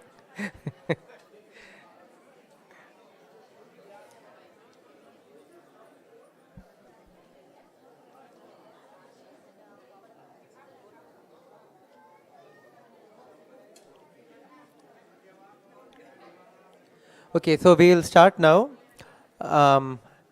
Before we go to part 2 of today's workshop, I wanted to share some information about one about upcoming events and the other about the Rajagopuram project. So in terms of upcoming events, most of you may know, tomorrow we are doing our annual Pratyangira Homam. So Ayya mentioned how Pratyangira is one of the guardian deities at one of the 4 entrances of the Yantra, the Sri Yantra. So she is a protector deity, and we do a homam for her once a year. Typically it is a Sunday following the New Year, the Tamil New Year. So that is happening tomorrow morning starting at 10 a.m. And if any of you are interested in sponsoring that, there are Sankalpam sponsorships available. Okay, so if you're interested, you can meet people at the bookstore. The second thing is, so Ayya has been talking about Yantra Pujas and doing Yantra Pujas on a large scale, where we will have a senior Sri Vidhyaa Upasaka actually do the puja, but then a lot of other people will be able to participate. Even if they don't have Diksha, they will have these small Yantras that they can do Pushparchana or Kunkumarchana too. So we are planning to launch a number of these Yantra Pujas, have these on different dates during the year, and probably a whole bunch of them during Navaratri. That is our tentative plan. So the very first of these is Mahaganapathy Yantra Puja. It is going to happen on Sunday the 2nd of June. You can make a note of the date. Sunday the 2nd of June, we plan to have the first in a series of Yantra Pujas. It will be Mahaganapathy. So you see this Ganapathy Yantra here. That will be the one that will be on at this size, much larger, suitably decorated, and it will be performed in the fashion that Ayya mentioned. So Ganapathy Yantra Puja on June 2nd. Again, as it gets closer to the date, we will be sharing more information about how you can participate and so on. Then the temple annual festival, the Alankara Utsavam, this year is going to come between the 28th of June and the 1st of July. So this is one of the biggest festivals in the temple. Those of you who have attended in previous years already know this. So it commemorates the establishment of this temple. So we perform this festival once a year. So again, June 28th to July 1st. Again, if you've not witnessed any festivals at the temple, it is one of the biggest festivals at this temple. We are also planning a workshop very similar to this one in Toronto. So there are a lot of people in Toronto who have expressed interest and have not been able to come physically for this workshop. So that is already, there are plans already afoot to have that in Toronto. If there are other cities where you think there may be big interest in a workshop like this, then again come talk to us, come talk to the administration. Maybe we can think about organizing similar workshops in other cities as well. Okay, so that's as far as upcoming events go. So also want to spend a little bit of time, I think Ayya already alluded to this a couple of times, the new temple that we are trying to build. So, this temple I mentioned earlier has been at this location for the last 20 years. So last year we celebrated the 20th anniversary of the temple in this location. If you go back a few years, 1990 is when the Devi, the current Murti that we have, she moved into Ayya's home at 33 Park Circle, and his garage was the temple for many years until we ran out of space. And if you go further back, 1980 is when Ayya received Diksha from Guruji, At that time, the shrine was, I think, in a corner of his bedroom in his apartment. And so you can see from that point on what has happened. It has just grown and grown and grown. The Devi has pulled more and more people to her. And we are already at a point, like I was saying today, as you can already see, we are out of space. When you come for the Alankara Utsavam, you will see again how bad the space situation is. So this is a growing temple. It is growing very rapidly. Also, it is a very unique temple. It's not a temple that you can find anywhere else. Every city now in the US and Canada has many temples where you can go and do a quick archana and come out. It's what Ayya sometimes calls a drive-through temple. But this temple is very different. It is, first of all, it is the seat of a living tradition of Sri Vidhyaa. It is spiritual and cultural center, so there is that aspect. It's a teaching temple where we really try to teach people, whether they come in person and they want to learn. Now we've also started all kinds of classes. We have these kinds of workshops. So it's a teaching temple as well. And it's also trying to preserve various cultural traditions. So there are traditions of, say, temple arts and crafts, right, which are dying not just here, but even in India, many of those traditions are dying from the lack of use. So this temple also tries to preserve that. And one of the main avenues for doing that is the annual camp that we have for children called Vibhuti Shaivite Immersion. Children who come for 10 days during that period learn a number of things besides just pujas and chanting and so on. They also learn a lot about the culture of temples and the way it was originally. So it's truly a unique temple. Now, where we are going next is really, the Devi, we have kept her in a garage for a few years. We kept her in a barn for a few years. Now she really deserves her own permanent home. And this is Ayya's desire and Ayya's vision, that we build a temple that is large enough to meet the needs of our community, the growing needs, as I mentioned earlier. It's also large enough that we can hold a lot of the festivals that we are having today inside the temple. A lot of the festivals today are being held outside for space reasons. A procession will go outside, and sometimes that attracts unwanted attention. You have neighbors complaining and so on. If you have a large temple, we can have a chariot, a small chariot inside the temple, a silver or a golden chariot, and the deity can be taken in procession inside the temple itself. So only for the really big festivals, like during Navaratri, you actually will use the chariot that's outside. So a temple that's large. Also a temple that is traditional. If you know, the temple that we are in today is not a traditional agamic temple. It was a barn where horses and cows used to be, very auspicious for temples, but that is not traditional temple construction. So the idea is also to have a temple which is traditional in its construction, following the Agama Shastra. Also a temple that is made of granite. So Ayya mentioned in the beginning how granite has this property of absorbing energy slowly, but also emitting it very, very slowly over an extended period of time. So if you can imagine the Devi, Ganapathy, Shanmukha, Shiva, all in their own independent granite sannidhis, think about what is the cumulative effect of all the pujas we are doing. A temple like that would have an enormous energy footprint. So if you think about this temple and how it radiates energy outside in all directions, that temple would be many, many, many more times more substantial.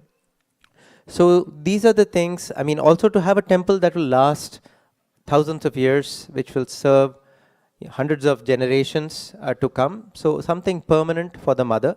That is really Ayya's vision of the temple. Next slide. So this is something that I think Ayya had this idea several years ago. Sri Amma was also involved. For those of you who don't know, she has been involved in this temple. She is a incarnation of Akhilandeshwari, who recently passed.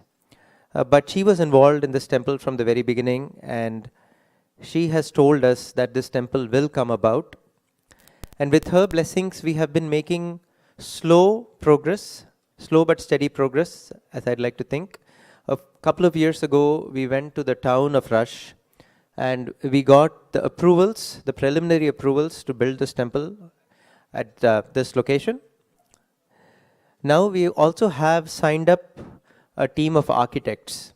So to build a temple like this, you need, for the outer structures, you need someone who is familiar with construction in this part of the world, who knows how to build such that it is compliant with local laws, right, which is a construction which is weatherproof for our given weather conditions. So we have found architects locally. One of them is an architect called Ashok Mangara from Houston, who has been involved with the Meenakshi Temple in Houston from the very beginning, and he is very familiar with Hindu temple construction in the US. We also have structural engineers and people in Rochester who can work with him. And then for all the traditional elements, so if you can imagine all of the sannidhis for Devi, Ganapathy and so on, being built out of granite with traditional carvings, built of traditional materials, traditional dimensions, you have to have an Indian sthapati for that. And for that, we have just signed up with Sri Muttaya Sthapati. Muttaya Sthapati is very famous. He holds the position of the state architect, the state Sthapati for the state of Tamil Nadu. He has personally supervised the construction of more than 100 temples all over the world, including, I think, in the US, the Flushing Temple. Muttaya Sthapati was involved, one of the very first temples to be built in the States, Flushing Temple in Flushing, New York. He's also the Sthapati for the Meenakshi Temple in Houston. So that is another reason we have been talking to Ashok, because he has an existing relationship with Sri Muttaya Sthapati.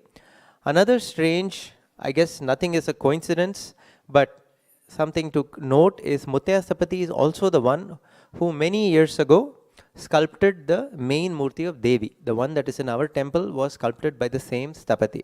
So it's our good fortune that we are able to work with him again on the construction of this temple. So we have now talked to Sri Muttaya Sthapati and Sri Ashok Mangara, and we have got some preliminary drawings already for the new temple, as well as the master plan. How is that temple going to connect or relate to all of the existing structures we have? Next slide, yeah. So this, I don't know if you're able to see this, especially in the back, but this is the proposal right now. You can see, yeah, thank you. So this is the existing temple here, and this is the cabin where we are right now. This is where we are. And the idea is to have this new temple come up here and be interconnected. So there is a corridor which connects this temple, some sort of a meeting spot. And from here you can go into the existing temple. This goes to the library. This is where the library and the barn is. Yeah. Which one? This one? Yeah, so this is the barn where the Ratham is stored. This is the cabin. So you can see how this temple will essentially be connected to all of these structures. In order to build this temple, the house that is on temple grounds will have to be demolished. So that is basically coming somewhere here. This is the driveway from Park Circle that you come into the temple. So it's the same driveway, but once you come here, you will have this new structure, and then you will be able to come to the existing temple. So Ayya's vision is that any private pujas and annadanam will continue to take place in our existing temple, like it happens today. The new temple, you will only have pujas which are related to the temple itself, to the Devi. No private pujas will be performed here. If you can go to the next slide. Yeah, so this is again a blow up of the temple, just to give you an idea of what's inside. If you can just enlarge this again. Yeah, so here you can see there is the Sannidhi for Rajarajeshwari. This is on a raised platform. This is called a Mahamandapam. It will be a platform that is raised about maybe a foot and a half from the ground. The Devi has her own Sannidhi. These are the steps coming out into the Mahamandapam. This is the top view. And here you have some beautifully carved granite pillars that are supporting the structure. Here we will have, of course, the Dvajastambham and the Nandi and the Homakundam. So all of this is a slightly older drawing. So actually the Homakundam is going to be here. Then here you have the Ganapathy Sannidhi, again completely independent, with again beautiful carvings, maybe Shodasha Ganapathy on the pillars. And then here you have a separate Sannidhi for Shanmuga or Kartikeya. On this side, facing the Devi, you have a Sannidhi for Shiva. And then on these sides, not all the Sannidhis are not shown here, but you will have Sannidhis for example, Ardhanarishvara, for Bhairava here, for the Navagrahas.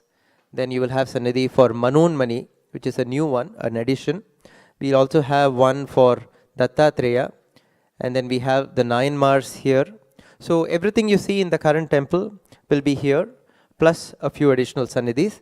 The main thing is, many of these murtis are today just against the wall. If you go inside the main sanctum, they will all have their own freestanding Sannidhis. These will be small. The main Sannidhis here will be much larger. So that's just to give you an idea. In this corner is the Pakashala. The Pakashala is basically where the Naivedyam gets made. So today in our current temple, in the same kitchen, Naivedyam, Annadanam, all the cooking happens in one place. This will be used only for Naivedyam. It will be not used for any other purpose. For Annadanam, we will continue to use our existing temple and the existing temple kitchen. There are a few other structures here, and a whole list of everything in this temple can be found on that. There is a poster there in the back. You can see a list of all of the major structures in the temple. Yeah, this is just a southern elevation. If you see from the southern side looking out, here you can see the new temple. So the Raja Gopuram, the main Gopuram is facing east, but you also have Gopurams facing the 4 other directions. There is a roof and the Vimanam on top of Devi's Sannidhi. Right, you remember Devi's Sannidhi in the middle? That Vimanam pierces through the roof and comes out. All the other Sannidhis are shorter and they will be enclosed completely within this structure. So this is the Raja Gopuram. And this is just a side view. So I talked about that connection point where all these corridors meet. That will come here. And then if you go further, you will see the barn, the cabin. And maybe some more structures may come up in the future. Maybe we may need more volunteer accommodation, especially once we lose the house on the temple grounds. So some more structures may have to be built. Yeah. I talked about this already. So this is the temple floor plan.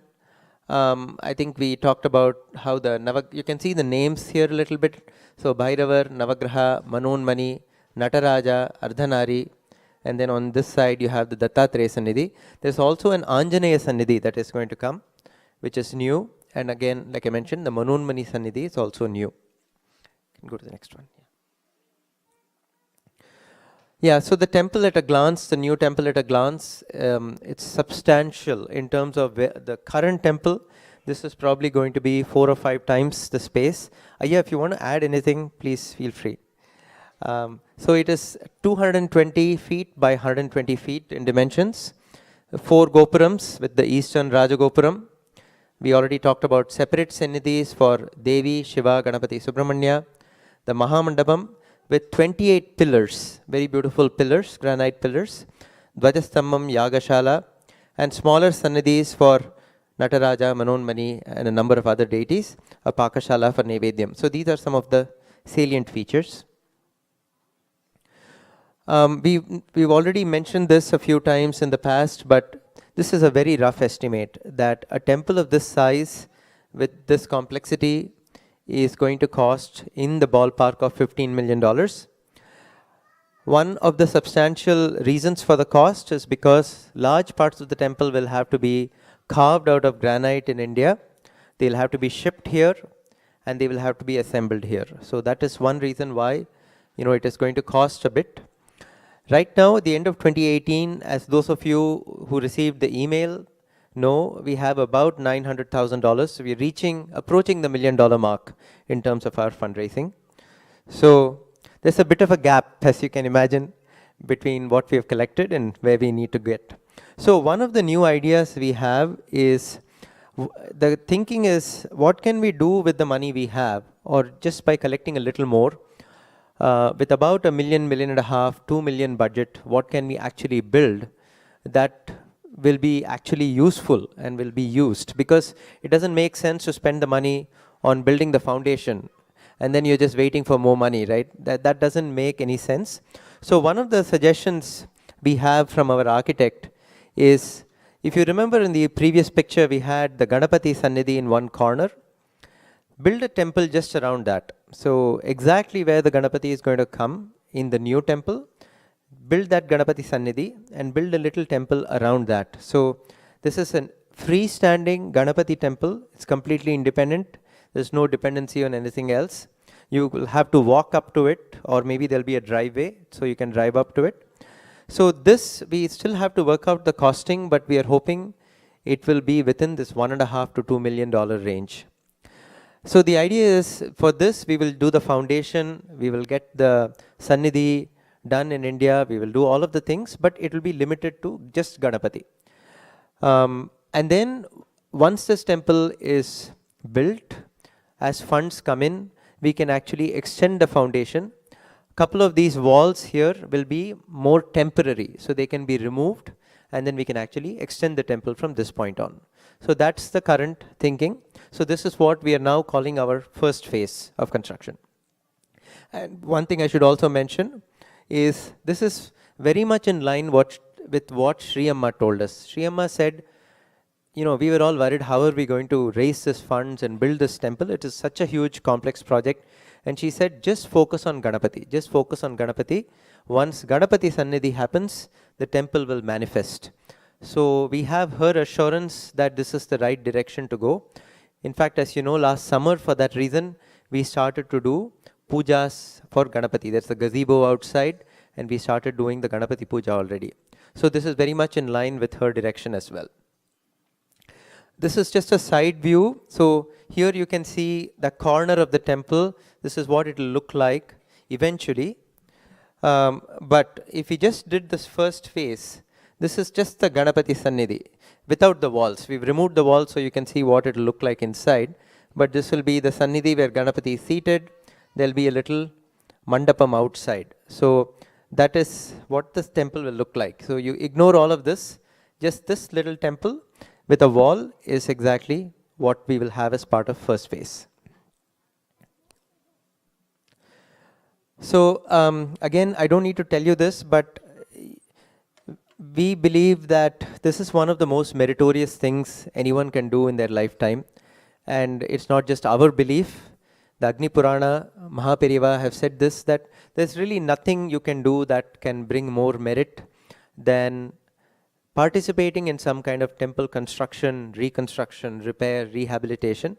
And so we believe this is something, it's really once in a lifetime opportunity for some of us to participate in a project like this, to create not just a temple, but a truly unique temple. This is a temple that is unique in so many ways. You cannot have this kind of temple anywhere else with its unique mission, its unique vision. So this is truly once in a lifetime opportunity for many of us. Next slide. So just want to conclude with how do you contribute to this?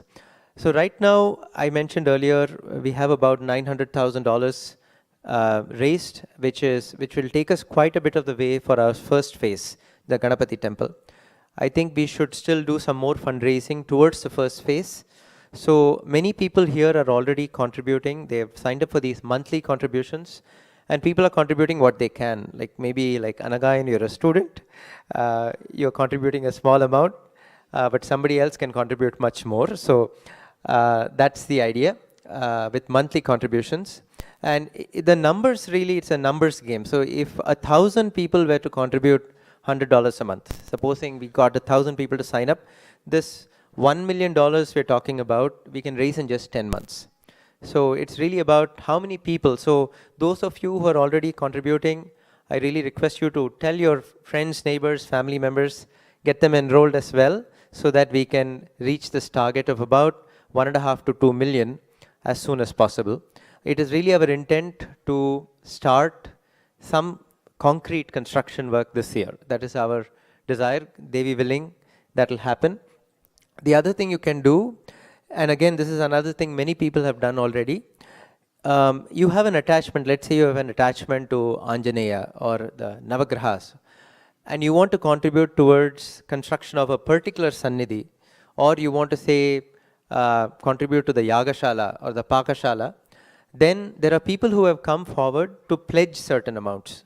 So either independently, individually, or with friends and family members, they have come and said, we would like to pledge this amount. They're not making any kind of lump sum payment, but they can help pay that over a period of, say, maybe 3 years as the temple construction progresses. So on that chart in the back, you will see those green dots. Those are all different structures for which people have already come forward. That doesn't mean that we don't need more funds for that. Like the Devi Sannidhi with the Vimanam, imagine a granite Vimanam, and the entire granite Sannidhi may be well over $1 million just at one Sannidhi, right? We don't know the cost yet. So even if somebody has already come forward to contribute to that, you're most welcome to also contribute. So you can talk to Darshan Anna here in the green t-shirt if you're interested. Right now, we are just collecting information. If somebody is interested in a particular Sannidhi, we're just collecting their contact information. As soon as we have costing information, we will be able to get back to them. So that's what we're doing. We can also use any contribution of expertise. So you have some knowledge about, say, construction or any part of this project, please feel free to come and talk to us. And last but not the least, all of you know about this temple. I think in places around Rochester, Toronto, there is quite a bit of awareness. But then, of course, the world is a very large place. So definitely can use your help to spread awareness about this temple and this unique project. Already this is a global site. We have, through the tireless efforts of Ayya and Amma, Sri Vidhyaa has spread from this temple to all parts of the world. We have devotees in Europe, in Australia, New Zealand, Singapore, Malaysia, many of whom are actually attending our classes. So again, if you can help spread the word. One way we thought about this is, when we do events here, like we are doing a Kunkumarchana here every year, maybe you can invite your friends and neighbors and do a small Kunkumarchana in your home. So that way you can, and talk to people about this temple. Again, I think that spreading the awareness is something that all of you can help with. So again, there's no contribution too big or too small. Like Ayya says, these temples, this cabin, the existing temple, all came about through hundreds and hundreds of small contributions. It was not like, a millionaire walked in one day and wrote us a big fat check. So it was through lots of small contributions, and we firmly believe that's how this temple is also meant to be. So this is, like Ayya says, it is Devi's desire. If it is her desire to have a permanent home and not be, in these temporary homes we have built for her, then she has to make this happen. And again, we are counting on all of your support. So please talk to me or talk to Darshan now if you would like more information about any of this. This is also available on our website. If you go to srividhya.org/Rajagopuram, you will find it. Okay, thank you.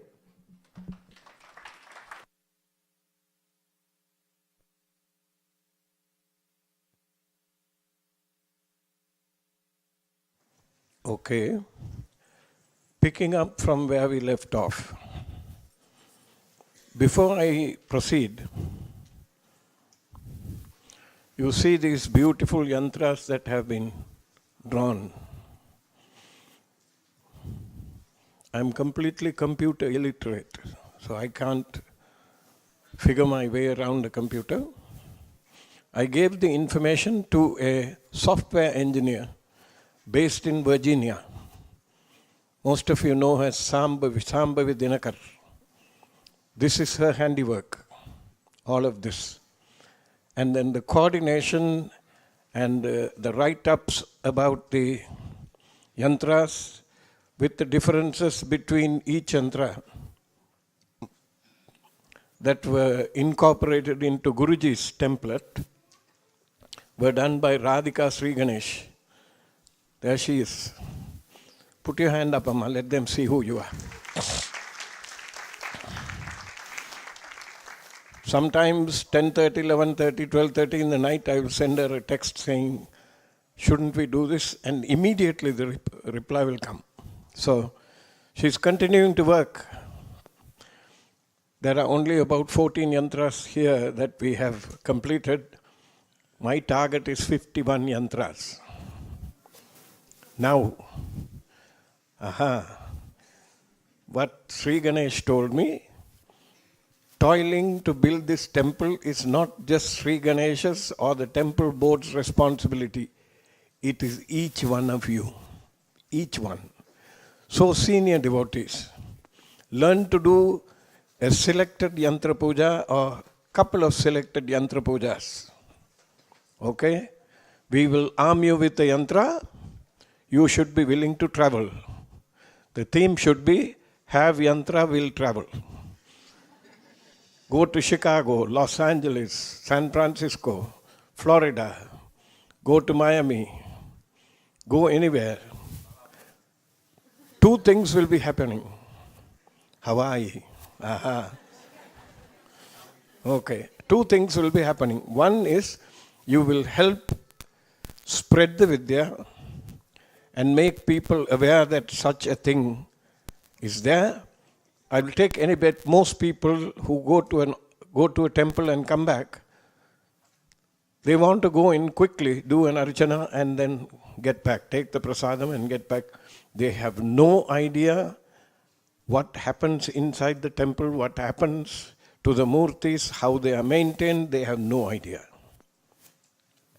And I think it is about time the next generation and the next generation that's born and being brought up in this part of the country not lose any of their roots.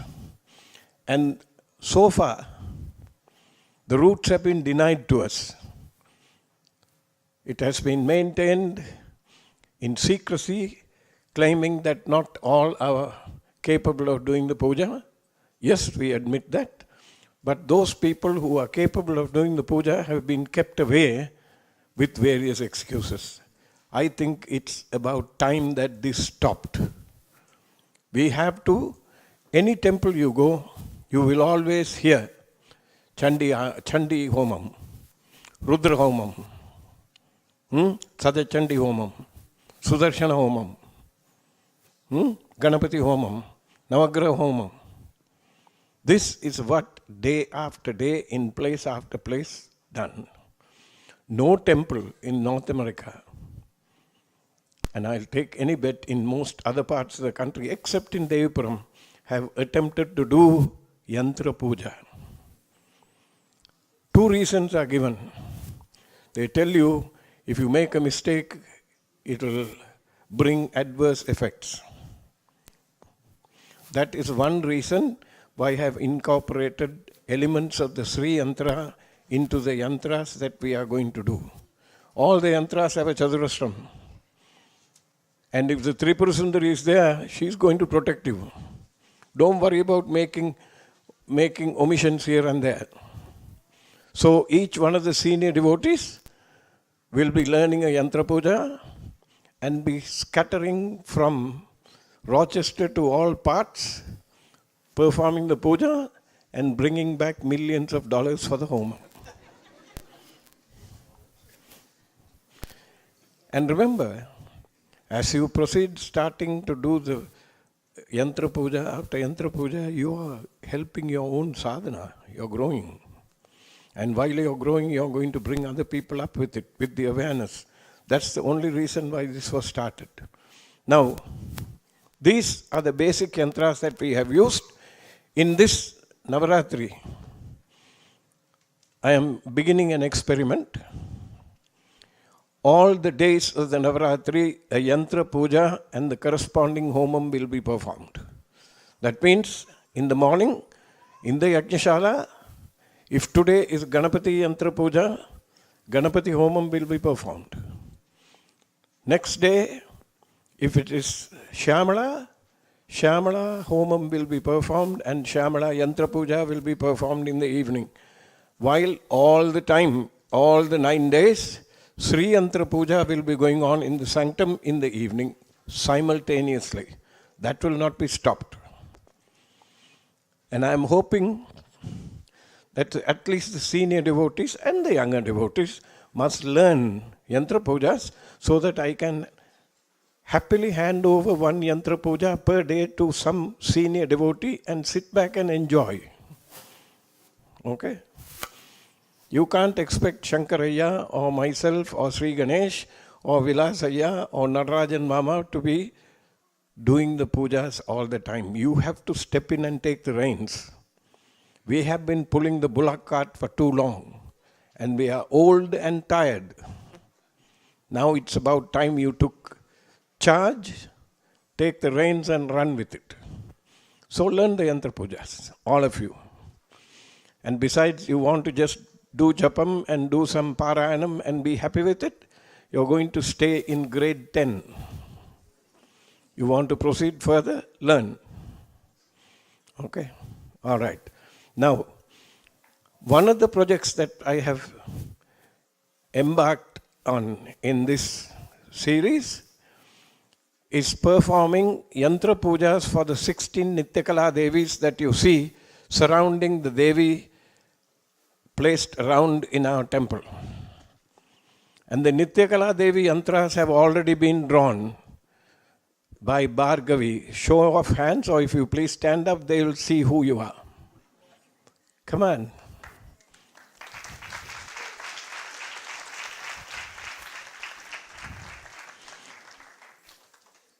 Also, at the same time, I have initiated the preparation of the Yantra Pujas for the Dasamahavidyas. Is Charlotte Auntie here? No? Okay, she's online. Mrs. Chavan, who all of you know as Charu Auntie, she's the one who has stepped in to take care of that. And we have quietly started assembling the material to do the Yantra Pujas for those. So, if you put your heart and soul to this thing, building of this temple is nothing. It will come up on its own. You're not going to build a temple and live in there. Keep in mind that it is the Devi's temple, she is going to live in there. And if your hearts are pure and your intention is okay, she will find a way. Just like I still remember, like yesterday, when Stroudsburg Ashramam, which is now defunct, when I went there and asked me to do Sri Yantra Puja, when I did the puja, they asked me, will you take the murti? Because we are in trouble with the income tax department.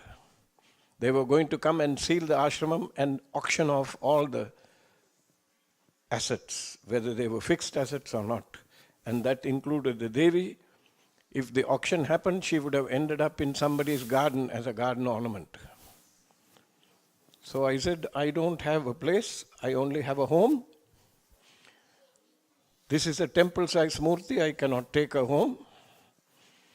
However, I will not move without asking my guru what I should do. We called Guruji right then and there. And I told her, yeah, they want me to take the murti home. They want me to take Rajarajeshwari, the Shivalingam and Mahaganapati. What should I do? The line went dead for 20 seconds. Then he said, if the mother of the universe wants to come to your house, who are you to say no? Let her come, she will find a way. And come she did. And he happened to be in the States at that time, so he undertook the responsibility of going and de-energizing the Devi. I'm telling you this because there's a relevance. I will tell you about it as we go on. De-energizing the Devi, taking the energy out of her, and packing and bringing the Devi here. Natarajan uncle and several of the old guard that were there, Chavan uncle, Natarajan uncle, Sundaramurti uncle, all of us got together. We packed the lady, packed the Devi and brought her here and installed her here. He withdrew the energy from the Devi and placed it in a living human being. He placed it in a Devi, in a lady. And when such thing happens, you have to remove the energy within 60 days, otherwise that lady is kaput. So he brought her with us and took the energy out of her and installed. Without Guruji, this could have not have, we could have not performed that. He did that. Right in front of us, he installed life into her. Now, the decoration that you see in front of you is a Varahi Yantra. There's one Varahi Yantra, this is another version. The Varahi Yantra that you see here is decorated in classic Devipuram style by Ahalya Akka. Can you show your hand, Amma?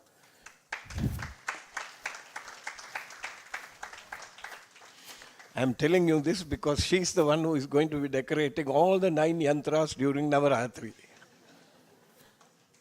And she has to do it in 6 hours' time. So, all this material, once it is worshipped, when the Yantra Puja is completed, it will be infused with energy. I don't know whether any of you have heard of the experiment that was conducted in Kerala, in the Padmanabha Swami Temple. Remember the richest temple that has underground rooms filled with gold and jewelry and all that? This temple. When somebody asked them, why do you offer these fruits and all these, so much of these things? One of the professors in the university there got a hold of some equipment, and they brought and asked these people to be present, and they performed took photographs, Kirlian photography, infrared, ultraviolet and regular light. Superimposing one on top of the other, they could see an energy field around the tray of fruit. Right? The puja was done. Nobody touched the plate.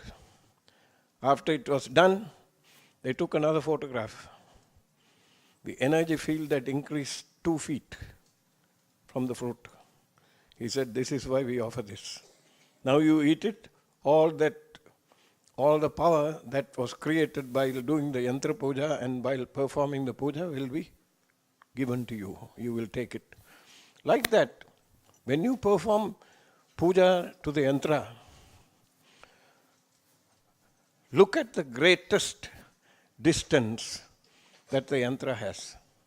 In this case, if you draw a diagonal, from the center to the diagonal, if you have a Yantra in your hand, the size of your span, this is usually 8 inches for a male. Half of that, 4 inches. Right? That 4 inches is to be multiplied 108 times. If you do the proper puja with the proper intonations, the proper bijaksharas, proper tarpanam, all the rest of it, I'll come to that in a little while. The energy field will multiply 108 times from there. And, for example, in the Sri Yantram that is in the sanctum of the temple, if somebody did Sri Chakra Puja, multiply that by 108,000. You can see the grace.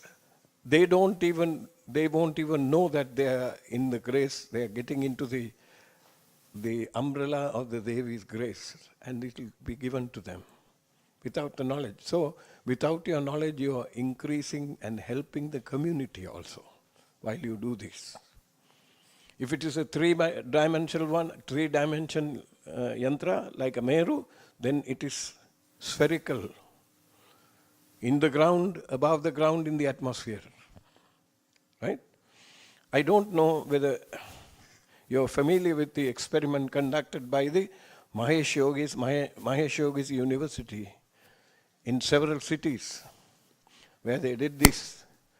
And quickly, the crime rate dropped. It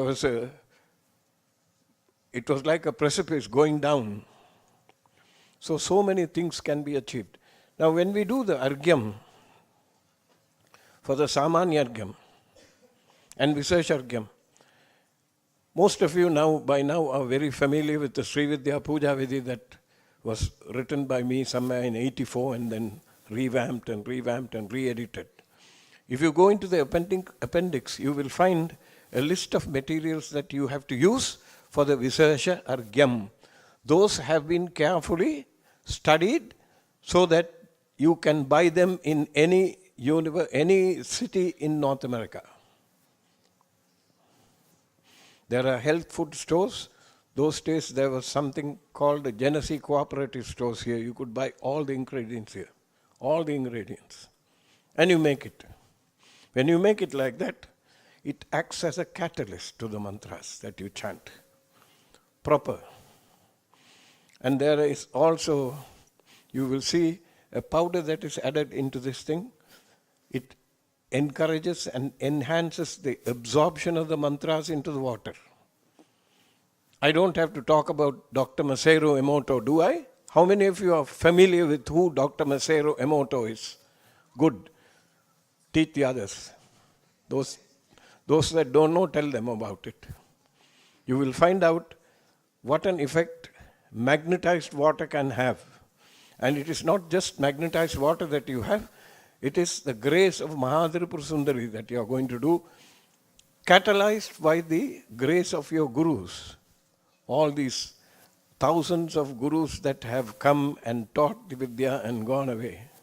Right? So,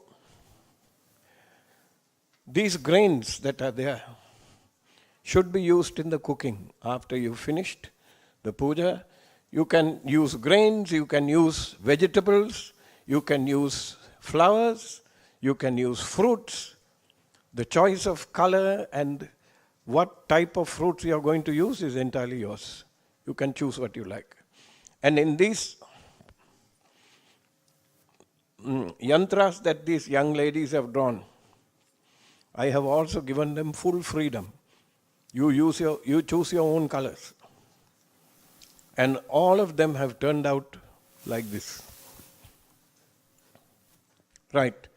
Now, some of the yantras, once you do, if you are performing the yantra seated here and moving from outside to the center,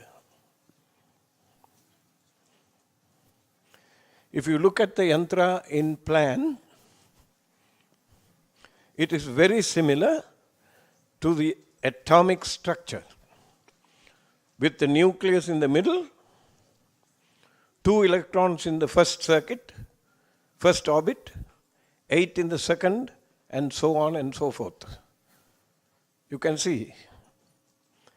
And this happens in every little molecule that is in your body. When you chant, the charging of it and the reprogramming of the nuclear structure in your body. And if you go on studying, if you are familiar with Dr. Tony Nader's work, it is worthwhile reading that book, at least referring to the molecular structures and the cellular structures that he has mentioned. He will tell you how you can even reprogram the DNA in your system, how it can be done with mantras. And the basis is Yantra Puja. You have to get to that point before you can start changing things. Okay? For instance, a person with type 2 diabetes, if he has achieved mastery over Matangi or Varahi, these two deities, full mastery, all they need to do is sit and apply their focus to the pancreas and chant the Mula Mantras. There are people in Trichur, in Kerala, who swear that it will change it completely. So, do your own exploration. Do explore the thing yourself and see. One other thing I want to tell you, every temple I go to, whether it is in India or Singapore or Sri Lanka or North America, some of the material that is being used has to be discarded.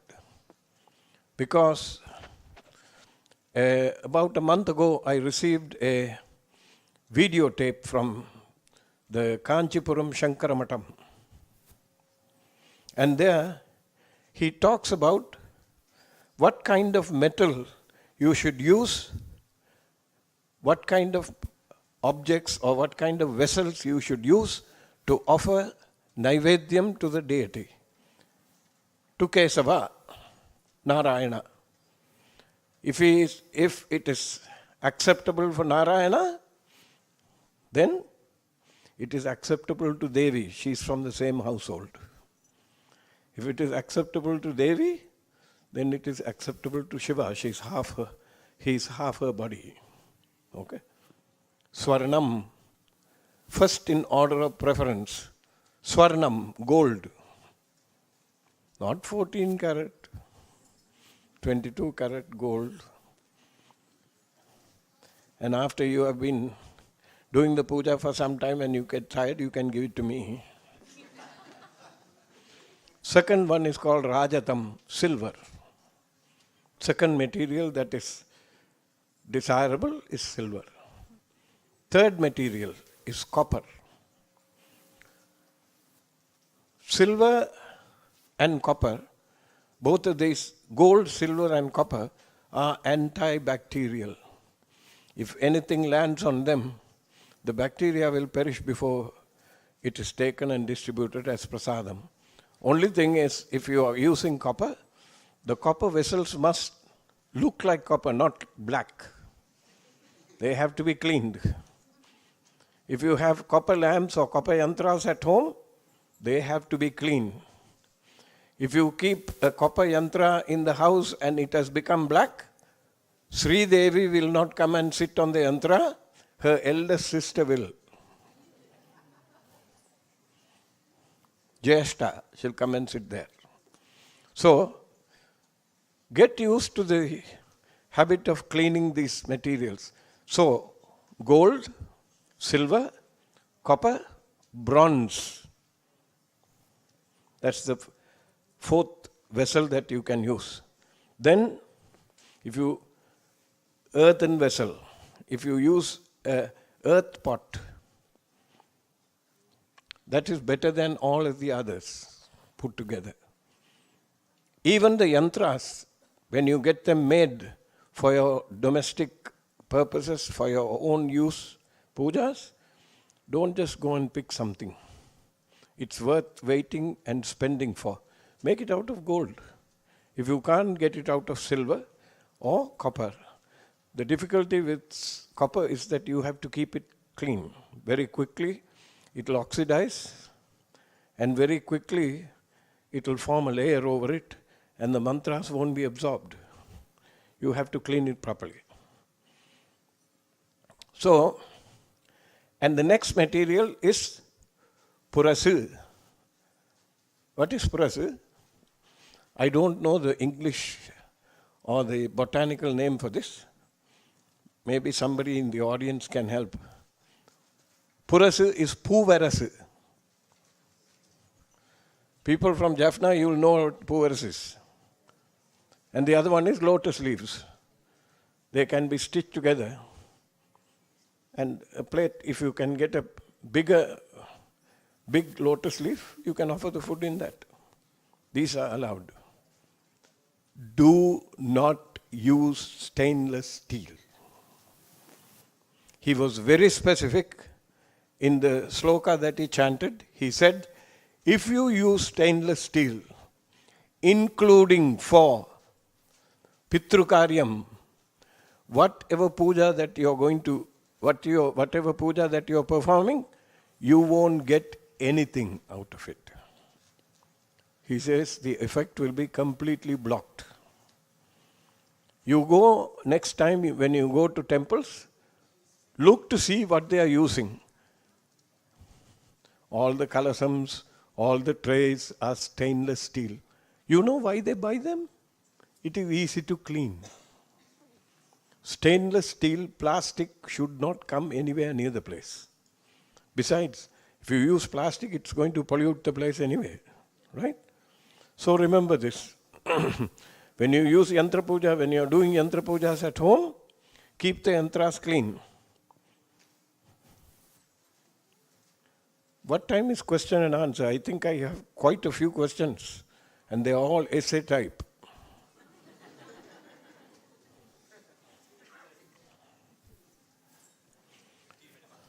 Okay, so when the deity is placed on the yantra and you are doing the yantra pujas, the deity itself begins to, without the yantra, the deity will not be able to hold the energy, but if you chant it properly and the yantra is beneath and you have completed akshara laksham of the yantra, the energy will be held and it will start to react after that, for you to be able to feel it. Right? Now, if you have the deity sitting there, the question arises, when will you place the yantra? So, in this order, first you bring the yantra home, do akshara laksha japam, then bring the deity. Until that happens, that deity that you have in your shrine room is just decoration. For it to become alive, you have to complete the Akshara Laksha Japam for this yantram and then place it on that. Right? When a Kumbhabhishekam takes place, this Akshara Laksham completed yantra is an essential part of it. Otherwise, the pradishta is not complete. And in the case of Punaruttarana Kumbhabhishekam, what is the first Kumbhabhishekam called? You are building a temple from scratch and you have asked or commissioned a sculptor to make the statue, the Vigraham. So both are now brand new. Before you can install the murti in the temple, there are several things that you need to do. Most important one, of course, is to have Akshara Laksha Japam done to the yantra of that murti. In this temple, there used to be a gentleman by the name of Vidhyaa Sagar. I used to call him Prema Sagar because even though he was afflicted with a terminal disease, one would never see him without a smiling face. He must have been in tremendous pain while he was here, but one could never tell. I gave the responsibility of performing mantra japam to this Sri Yantram that was 1 foot square to him. And he took all of 5 odd years to complete the japam. And Purastaranam. It was completed, then he did 10% of it, Annadanam 10% of it, Tarpanam 10% of it is Homam. That yantram is the one that is still vibrating in the temple because Akshara Laksham has been completed. Show of hands. That's Vishal's father who did that, the japam. Now, once the japam has been done in this fashion, one other thing is important. Now the murti is alive. You have to give food to it, depending on the size of the murti. The quantity of food also has to be proportional. For instance, in Tanjore, Rajaraja Cholan built a temple called Brihadishwara. Shivalingam, you have to climb stairs to do Abhishekam to that Shivalingam. It is that big. How much food needs to be given? You need to cook at least a sack of rice every day for him. It's not possible. So if you have a murti in your house, make sure that you give food every day. How do you give food to the murti? While you are cooking, Right? You're doing it, hoping you're doing it with Mula Mantra. Right? Are you? While you're cooking? Do you chant Mula Mantra?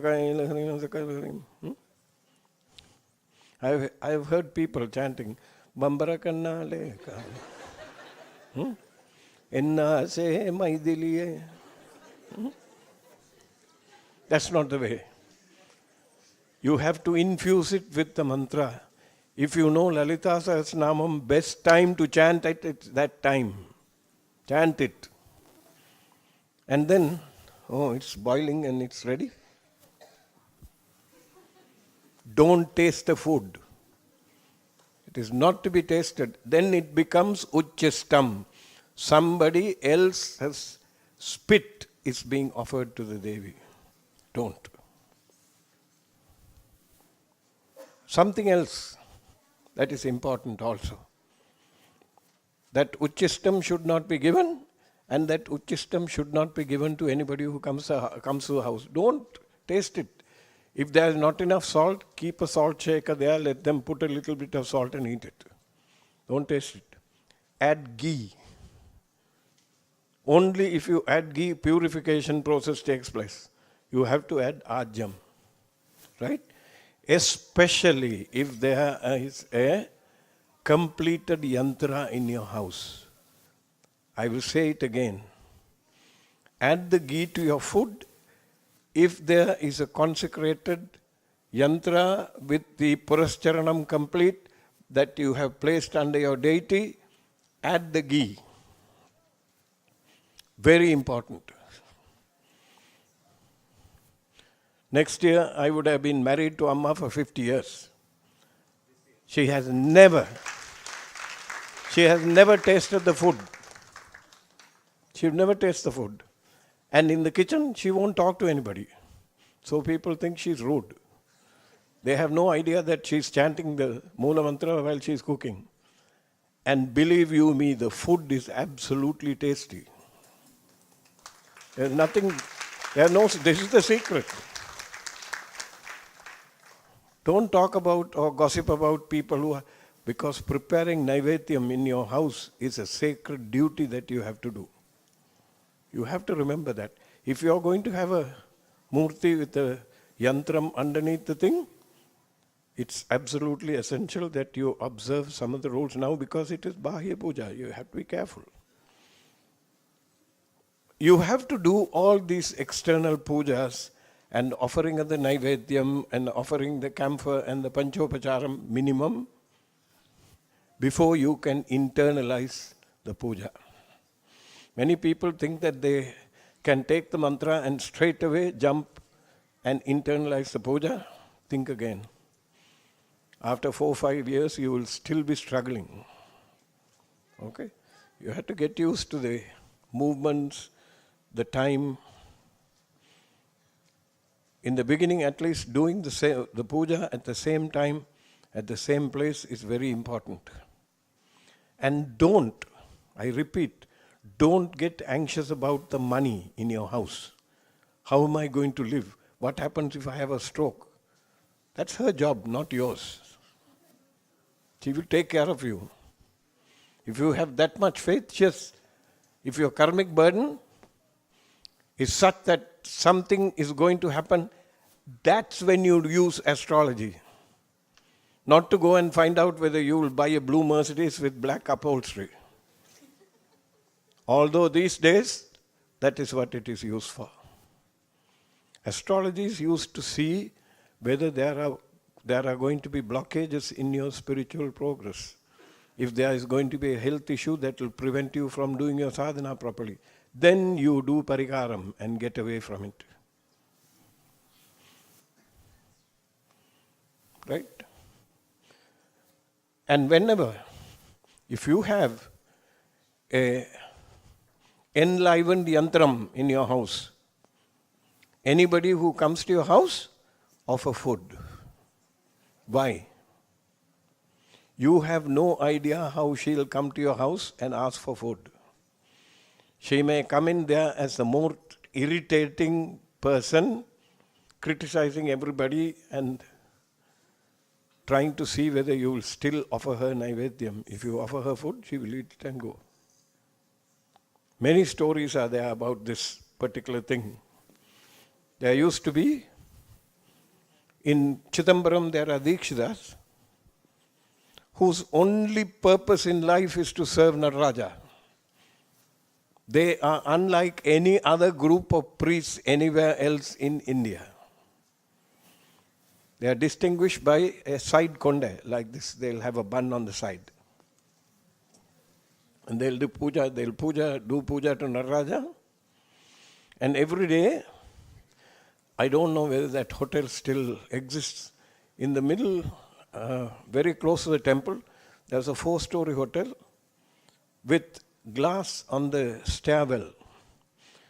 At 4 o'clock or 3:30 in the morning, if you stand in the stairwell and look at the streets full of houses, the rooftops, you will see smoke coming out. Because all these Dikshitas are doing Agnihotram in there. And their wives are also like that. They will get up in the morning, cook, and come and give the food. One day, the lady was up at 4:30. She was ready, getting Naivedyam cooked. And she cooked the Naivedyam. She was about to take it to the puja room to her husband. From the back door, somebody knocked and called out, Amma.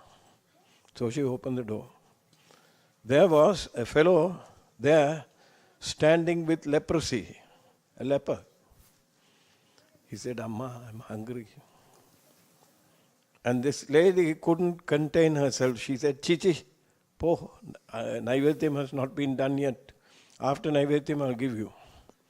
And slammed the door. And the day went.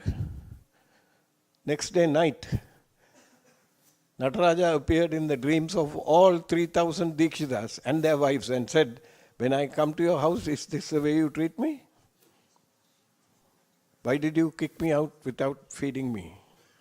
From that day up to today, any Tom, Dick or Harry or Jane or Nancy or Catherine, you go there, they will sit you down and feed you. Giving food. In the Sri Chakra Puja, that is an important part. Many people don't observe it. It is called Sameach Puja. After you have done the Navavarana Puja, after you have finished the Navavarana Puja, after you have done Swasini Puja, after you have done Batuka Puja, Kanya Puja and all that, next one is this Sameach Puja. That is for somebody who does not have the means to perform Sri Vidhyaa Puja, and they come and ask you, I have no house, I don't know how to, I don't have a place to do the puja, you must make all the arrangements and give them. And this feeding of the people falls within that. If you don't do that, the life from the Sri Yantram in your house will leave. I still remember before I moved to the United States, one day, jokingly, I asked Guruji, Ayya, people like you know whether the Devi is in your house, whether she's walking or whether she's talking. What will an idiot like me do? How will I know? He told me, people will be eating from your house. They will drink the water. They will share the shelter. Continuously this will happen. If it stops happening, know that she has walked out of the house. So remember this. Okay?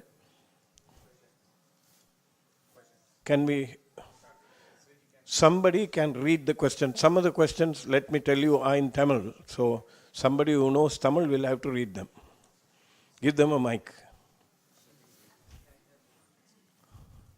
நீங்க வாசிப்பீங்களா தமிழ்ல? நல்லது, சந்தோஷம். சொல்லுங்க.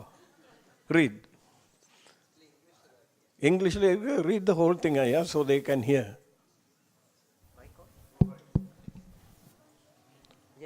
Holy cow, that a bunch. Sorry. Okay, thank you. They want me to sit. Okay, go ahead. Yeah, this question is... We'll answer the online questions first because some of them may have come from other countries.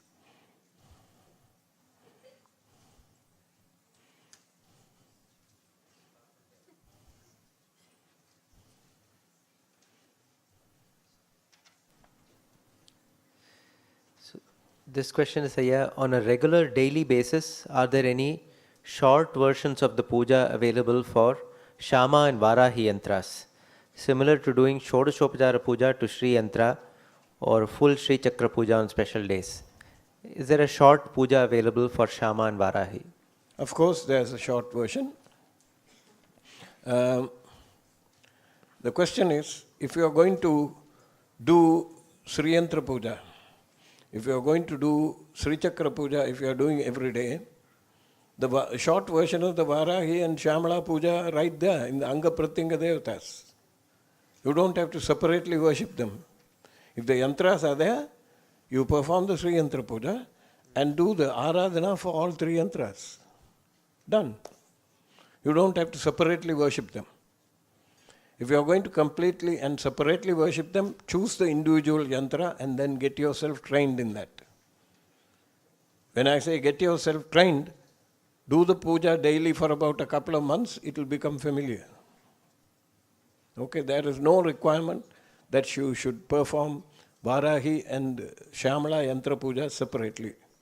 Because if you know, the Anga Pratyanga Devatas, all of these are there. These deities, the Tarpanam is there and the puja is there. Okay? Is there a recommended order we follow for Yantras? How many days each of the Sri Vidhyaa Yantras should we be performing puja? So is there an ordering that we should do these pujas? Yeah, Yantras? of course. First is Ganapathy, right? Then Mahatirupura Sundari, then Shamala, Varahi, Ashwaruda, Tiraskarani. And you end up with Subramanya. Don't omit him. Okay. But how many days are you going to do? The person, I hope the person who asked the question must be thinking on successive days he wants to do the puja. This is the order. So realistically, it may not be possible for everyone to do all the pujas. How do you find out your guardian angel? Your guardian angel is Mahatirupura Sundari. She controls all of this. Ganesha Graha Nakshatra Yoginim, Rasi Rupinim, Navamim, Devim, Mantramayim, Matrika Pita Rupinim. She is in everything. She is the one who controls Ganesha, Grihas, Nakshatras, Yoginis. How many yoginis? Mahasadashashti Koti yoginis. And the Ganas. Everybody is under her thumb. Okay? How do you convince yourself or others that the Yantra Puja is having an effect? You don't have to convince others. You convince yourself that the Yantra Puja is having an effect. If you are doing the Yantra Puja over and over again, you will see the effects on your own. You will see it. It will be there. If you don't see it, take the yantra and put it under water. Go throw it in the sea. It's not for you. But you must first exhaust all possibilities. That means you must be able to focus and do the pujas exactly as they have been prescribed. Mm-hmm. If you are doing a half-hearted job, one day you are completely involved in it, second day you think, today... then don't do it. You don't have to convince other people. You convince yourself, other people will be convinced on their own. They'll look at you and be convinced. This is about Bala Tripura Sundari Yantra Puja. After one has completed their sadhana of the prescribed number of Yantra Pujas for metallic Yantras, what is to be done with the Yantram? The yantra is to be kept in your house. You will do a puja to a little girl in your house, and after you have finished the puja, you will turn her out of the house? That's a strange question. You will keep the yantra in your shrine room, and it will become part of your Nitya Anushtanam. The Nitya Anushtanam will include offering Naivedyam to whatever deities that are there, and she will eat from that. You can't get rid of the yantra. Once it is yours, it is yours.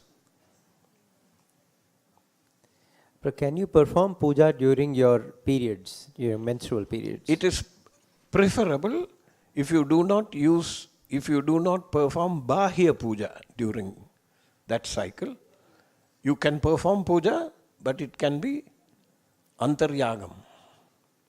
Sameach Puja, it must be inside Samaya Margam must be followed. So how can we integrate the meanings of each One of... second. Yes, sir, yeah. This is the traditional way of doing it. If you are a Pakka Tantric, that means nothing else other than Tantra in your life, no such observance are required. You can do all the pujas with that. But then, please remember, in that shrine room where the puja is being done, Rajasam will be predominant. To get to Satvikam, you have to begin after Rajasic Puja, you have to stop doing the Bahya Puja and start to internalize it. Otherwise, it will not become Satvik. And don't be surprised if you are going to do the puja during that cycle, if she appears to you and tells you, I want blood, what will you do?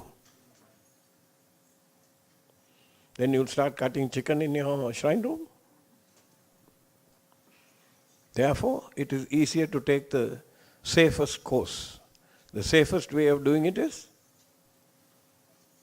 mental puja during that time. How can we integrate the meanings of each of the avarnas and their devatas into the worship of a yantra, so that we are not just saying their names, but also appreciating their significance during the worship? Okay, very simple. Do your own knowing. Like I known to find, you also known to find. Like I dug, you dig. I told you, entire life of a Sri Vidhyaa Upasaka is to learn after that, from the moment you received the mantra. So go. These days it is much simple, because if you go into Google, it will give you so many connections. You can go ahead and learn. You must learn the nature of each of them. By the way, all of these yantras are going to be published in the temple in English, in Tamil, in Sanskrit, in Telugu and in Malayalam. 5 languages. Right? And it is going to be given to serious upasakas only. All and sundry will not be able to. Without initiation, if you take one of these things, let's say Dakshina Kalika, and you try to do the Yantra Puja, you will get into trouble. Don't do that. Right now, 3 or 4 people are communicating with me, having received random mantras from people, and things have happened in their bodies. They are not able to control their mind. The last text I got was, I am thinking of suicide. Don't do those. If you are planning on doing any of those things, please do me a favor. Go find a book in any one of the bookstores by a gentleman by the name of Gopi Krishna and read it. You will find out how he suffered trying to do this thing without the guidance of somebody who has already tread the path. Don't attempt any of these things without proper initiation. It is not easy and it is risky. Yep. After each avarna comes the verse saying, we worship the avarna devatas with their mudras, siddhis, weapons, shaktis, etc. Are these aspects of the deities things we want to know and contemplate to get the full benefit, or is it sufficient to just say this verse acknowledging them? What word is it? The one where we worship the avarna devatas with their samudras, siddhis, shaktya. Abhishta siddhim me dehi charanakada vatsale bhaktya samarpya dupyam dvitiya varnachanam anena dvitiya varnachanena. Right? Okay. That is a salutation and it is a respect to them. Remember, all these deities are more powerful than you are. What is wrong with saluting somebody who is stronger than you? Right? If you are that egoistic that you don't want to bow, don't attempt the puja. I think the question is, do you need to contemplate all of these, or is it just enough to just chant the verse? Chant the verse, contemplate on the Devi's feet or your Guru's feet. Okay. Done. Both are the same. Okay. Then within the avarana of different deities, for example, Mahaganapati, there are devatas with positive qualities and there are also devatas with seemingly negative qualities. For example, Durmukham or Vignakartru. What is the significance or reason for worshipping these forms? The significance is that you want your life to just flow as a sweet thing all the time. It'll be boring. There has to be some kind of upheaval here and there, otherwise the taste for life will be lost, man. It will be a boring life. And these names that are there, they are pointing towards particular vibhudis that are required for you to have a certain amount of discrimination. Otherwise, you will think the whole world is filled with roses and go and get hurt. If you propitiate these deities, they will point out, don't go here. Right? So, Avarana Devatas in Ganapathy, especially Ganapathy, there are pointers to this. That is why you see that even though those negative names are there, that's the first Yantra Puja that you have to do.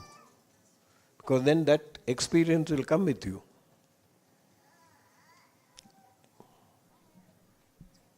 How should yantras be placed? What material is suitable for yantras? I think we already covered this, Ayya. No. If you are going to attempt Yantra Pujas, I hope most people have telephones where there's a compass built in. Oh. If the compass is built in, let the apex of the last triangle, for instance here, Ashwarudha, apex of the triangle face you. And the deity is, you are facing east. This is east. So the apex of the triangle should be towards you, right? If the apex is like this, the deity is standing and looking at you, or sitting there and looking at you. Okay? So they want to know how you should place the yantra. Yantras in shrine rooms, if you are going to do the pujas for the yantras, don't put them against the wall. The yantra is the seat, asanam of the murti, so it has to be flat on the table. Apex towards you. Apex towards you, yeah. How can you determine if a yantra is legitimate, especially with the Sri Yantra? Whether the yantra is legitimate? Then you must know how many sandhis are there, how many marmas are there in the yantra, and you should be able to see whether there are absolutely defined 43 triangles, 5 pointed downwards, 4 pointed upwards, the Shiva and the Shakti triangles, and you must see whether the sandhis and marmas. A sandhi is where 2 lines intersect. A marma is where 3 lines intersect. Especially in a marma, especially if it's a bhu-prastaram or a kailasa prastaram, we have to now go into that now. Bhu-prastaram, kailasa prastaram. If a marma is not proper, there will be an additional triangle where the lines are meeting. And Yogini Hridayam tells you, if there are additional triangles, the yoginis in the various avaranas will curse you. So beware. Right? So how do you know whether yantra is legitimate? Who should write or draw a yantra? Tell me. Not any Tom, Dick and Harry. If you have to draw the Sri Chakra, you must have Sri Vidhyaa, Upadesam. At least Bala Tripura Sundari. While chanting it, you must draw the yantra. And after, only such people have the adhikaram, the authority to draw the yantra. Okay? So now what is a bhu-prastaram? If the yantra is flat and it is embossed, all the triangles, all the lotuses are embossed, it is called bhu-prastaram.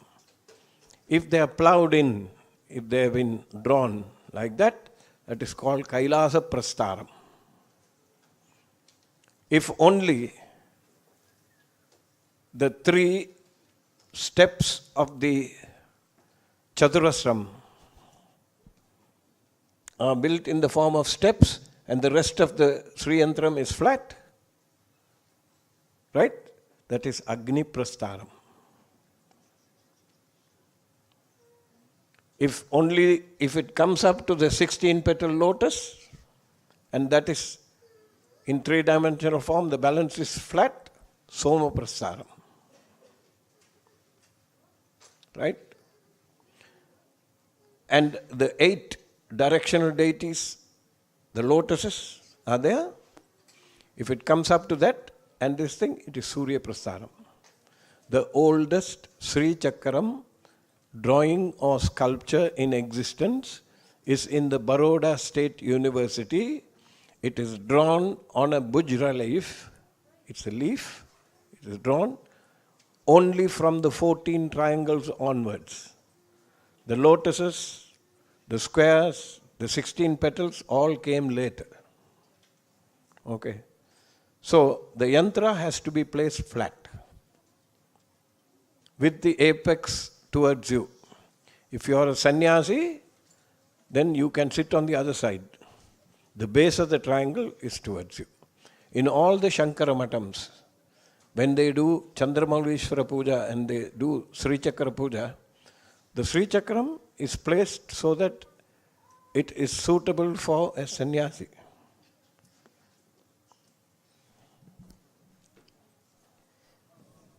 If your Kula Devam and Ishta Devam are different, do we pray to each deity separately, or is there an order we have to follow? Your Ishta Devam is separate from your Kula Devam. Okay. Kula Devam, if you remember the Kula Devam once in your puja, it's enough.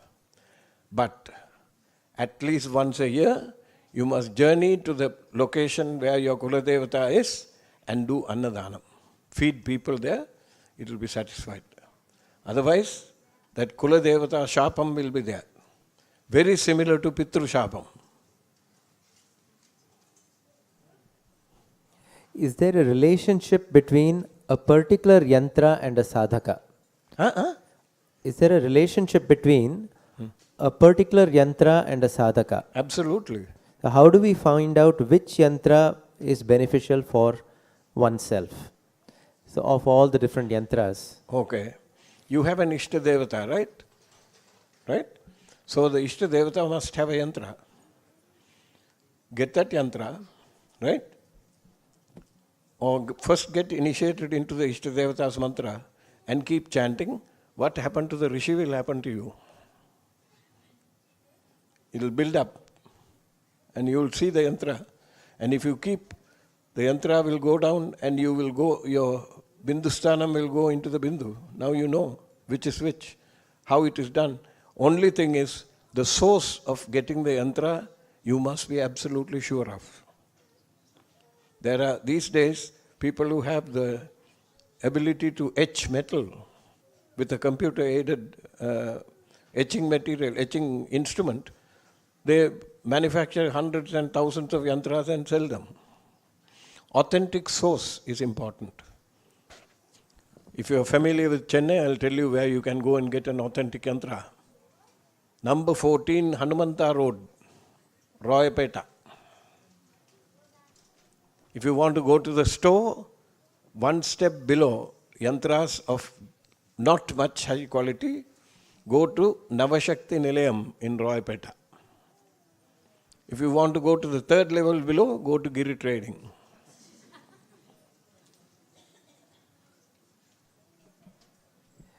Is there a simple vidhi for prana pratishtha, or can we consider that regular worship of the yantra is sufficient to activate it? No, don't play with prana pratishtha. If you are not sure of the mantras, if you are not sure of how to do it, there is no easy way. Lagu prana pratishtha is there.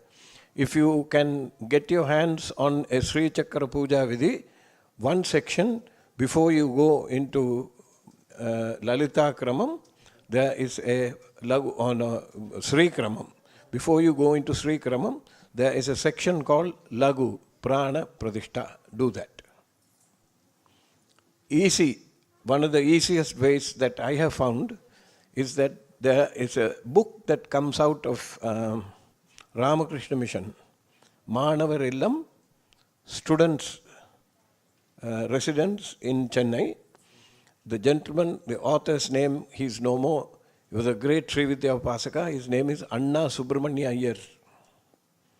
In his book, there is a Lagu Prana Pradishta Vidhi. You can learn that and do it. Otherwise, take it to a competent authority. Somebody who has been doing Sri Chakra Puja for years together.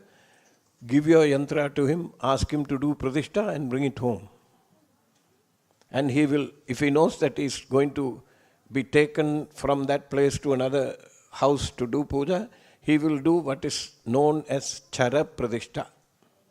That means after the pradishta you can move the yantra. Otherwise, get him to come to your house and do the pradishta. Once he finishes, give him dakshina. Swarna pushpam.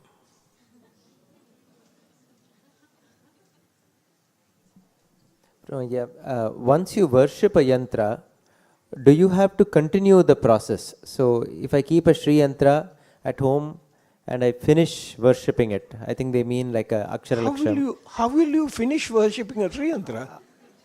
I think they mean Akshara Laksham. That I would like to know. How do you finish worshipping a Sri yantra? Okay. There is no end point here. Once you start with the Sri yantra, you are stuck with it for the rest of your life. And after that, your son, or your daughters, or your granddaughters, or your great-granddaughters, or sons. And it has to go through like that. There is no stopping. So, it tells me that you are interested in doing the Sri Chakra Puja just so that you can get something and after that you dump her. No way. That's not correct. You cannot do that. Can we buy, this is asking can we buy yantras at the temple or elsewhere that are already energized? From this temple? Yeah, that's the question. Do we have, where is Vimalan? He hides.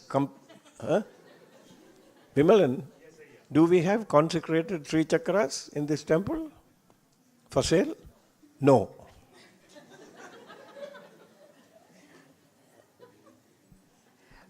What do you need to do? 1 second. You can buy consecrated Sri Chakras from my Guru's temple, which is in Devipuram. Not anymore?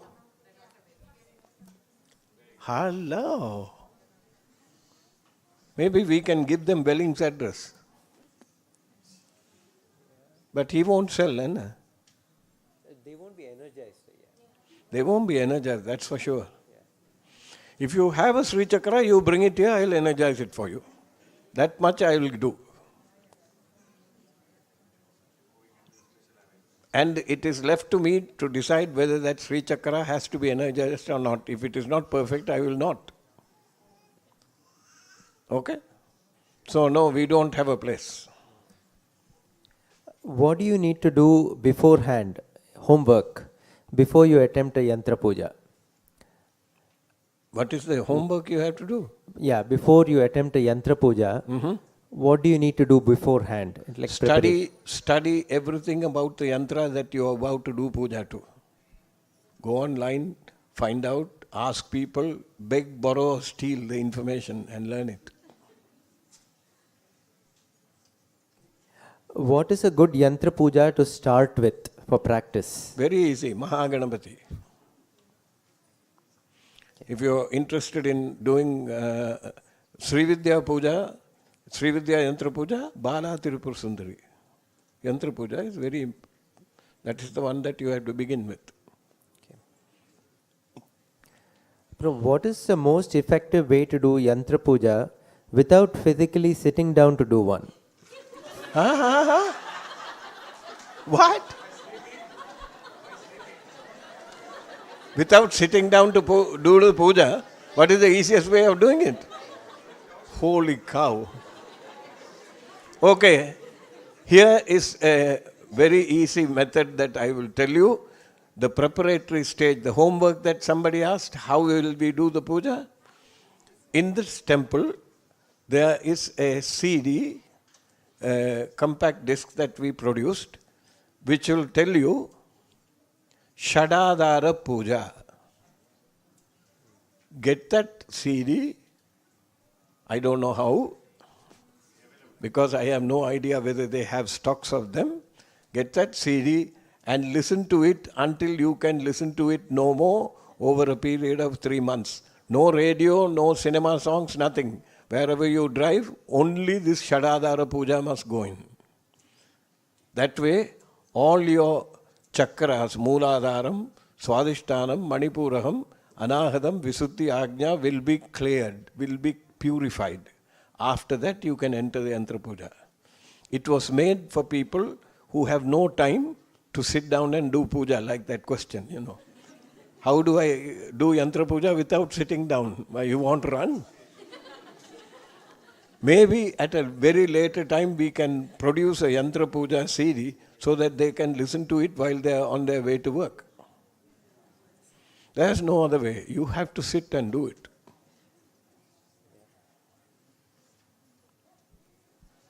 Why do we put kungumam on the Sri Chakram or Meru? Is it purely symbolic or is there some energy associated with it? Both. Enough of an answer? Kunkumam is a sign of auspiciousness, Mangalam. So Kunkumam, if you offer the Kunkumam, she is Nitya Sumangali. She is Akanda Saubhagyadayini. She is eternally auspicious. And for an auspicious lady, Kunkumam is essential. Not a sticker pottu, remember. Kunkumam is absolutely essential. The stickers will only irritate your skin and you will have to go for treatment. And many people complain to me saying that the sticker or the kunkumam is irritating the skin here. Why do you want to put it here? Put it on top. Nothing will happen.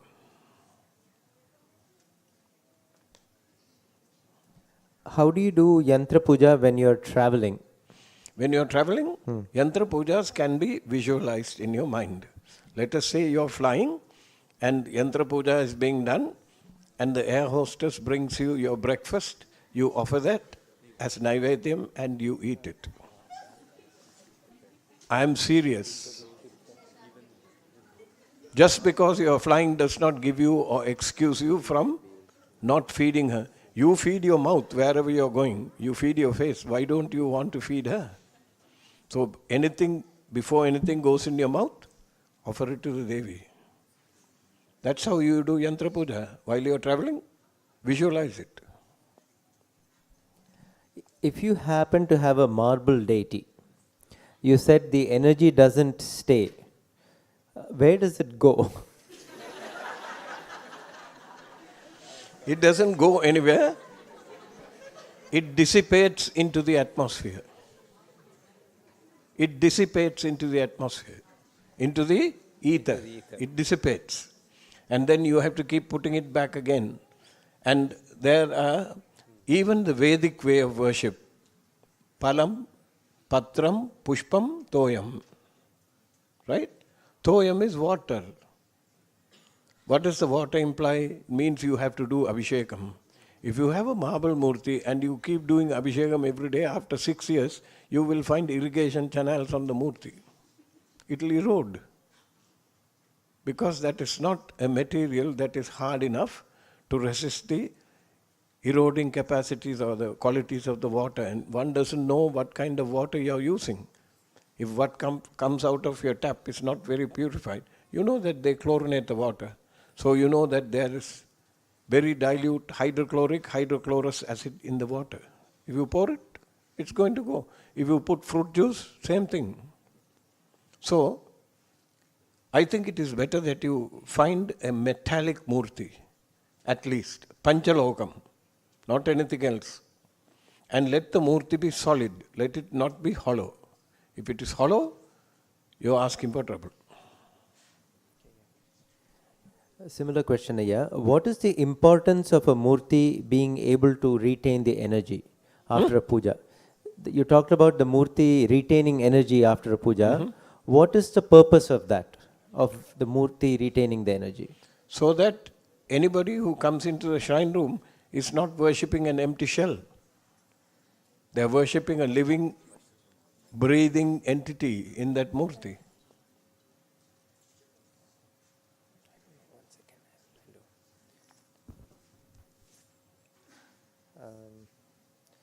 Should we, you talked about controlling the senses, right? Should we slowly train our senses, or should we immediately force control over our senses? Read the question again. Should we slowly train our senses, Yeah.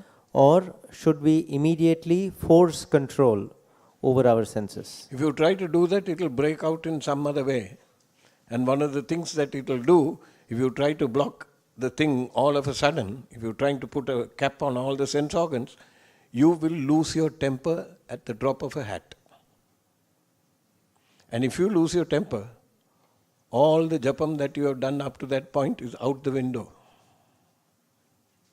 So is it worth it? No. So slowly, by degrees. How do you gain control? That is when Panchopachara Puja comes into being. Use Pushpam, Dhupam, Deepam, Naivedyam, Nirajanam. It will slow. Why do you think the rishis spoke about the Panchopacharam? It's for this purpose, so that you can gain control. Don't block it immediately. If you try to bottle the thing up, one day it is going to explode. Is the main goal of the yantra for us to get to the bindu state? That was the question, yeah. It's a yes or no question. The purpose of the Yantra Puja is so that you will merge with the deity. You must become Aikyānusandhānam. That is the main tantra for Sri Yantra Puja. So any of the other yantras that have come out of her also have the bindu, you have to merge with the deity. That's the purpose. For the Subramanya yantra, why is the bindu not in the middle? That is exactly the way it has been portrayed. And where is the source? Kumara Tantram. Okay, yeah.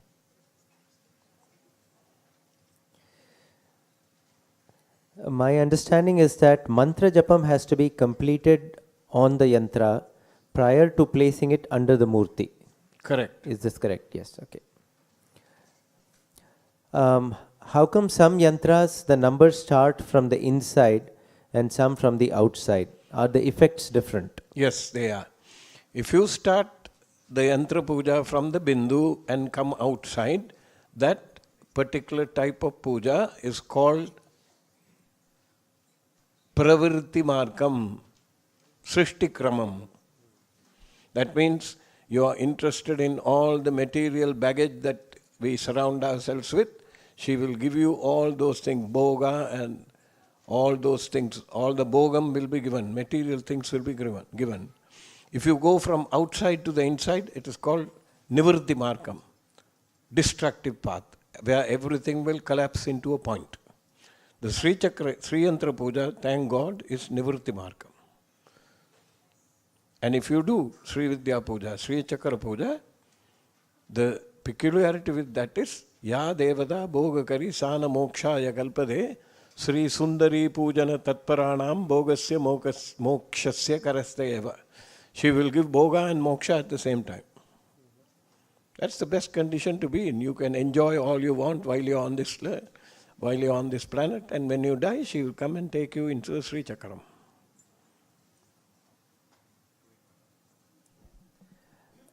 What exists in the ether besides the yantra, and how can we perceive it? What exists in the ether besides the yantra? Besides the yantra. Devata exists in the ether. Devatas. And all the mantras that are being chanted,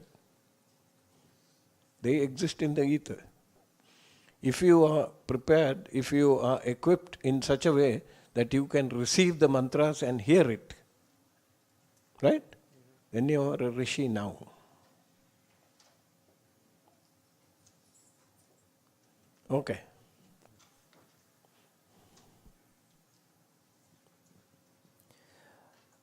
This is about Akshara Lakshamaya.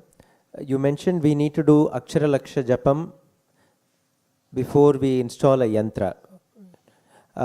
Should the Akshara Laksha Japam be done within a certain period of time, a certain number of hours, for instance? Not at all. You can take your time. And the longer you take to finish the Akshara Laksham, the longer it is going to take you to install the Murti. So if you want the Murti to be installed and be complete in your house, you will sit down and buckle down and do the Akshara Laksham, Japam.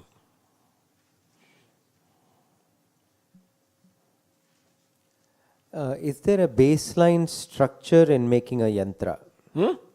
Is there a baseline structure in making a yantra? I don't know how to interpret this. For making a yantra? Or maybe a basic procedure, like basic procedure to draw the yantra. Most of the tantras and texts that detail yantra pujas, they will tell you how to draw the yantra. They will tell you. Now see, I'll tell you a very simple example. When you do Visasharkyam, Mandalam, that's a yantra, right? What it tells you? Idi bindau, idi trikonaka, idi vrittaha, idi shatkonaka, idi chaduratmakam mandalam vilikya. That means you put the bindu first, then you put the triangle, then you put a circle, then you put the hexagon, then you put a square. That's a very simple procedure. Like that, there are procedures for every one of these yantras. Yeah, you said not to use stainless steel for Naivedyam. What about eating? Like even at our temple we are using plates. Unfortunately, that is the reality we are faced with.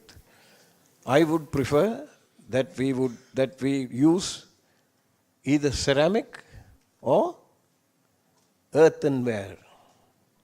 I am told, I have been quietly making inquiries, I am told in Andhra they are making this. Earthenware plates that you can eat, and they are dirt cheap. They are environmentally friendly, and the problem is, Tambi, the problem is, eating the food from that is okay. What about the food that is being served from those vessels? So we have to find all of those. See, we are also evolving. We are not stagnant. And slowly when the information comes, I try to incorporate it. I experience a stone wall immediately. Oh, it is too expensive. What are you going to do? You're going to throw out all the money. If you want it properly done, you have to make the changes. If you can't make the changes and you can't grow with the changes, then you're in the wrong business. Right? Remember when we did Atirudram, we got those plates from the betel nut tree plates. Those were very useful. I don't know why we stopped getting them. That is good enough even for day-to-day use. But then the people in the kitchen will tell me, you're wasting money. They're only worried about the money. They are not worried about what happens to your sadhana. That whatever happens, who cares?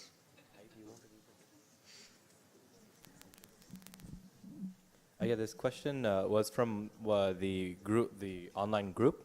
So they're asking, please explain the concept of Kaula Chandi Vinayaka. Huh? Kalau Chandi Vinayaka. Kalau Chandi Vinayaka. Kaula Chandi Vinayaka.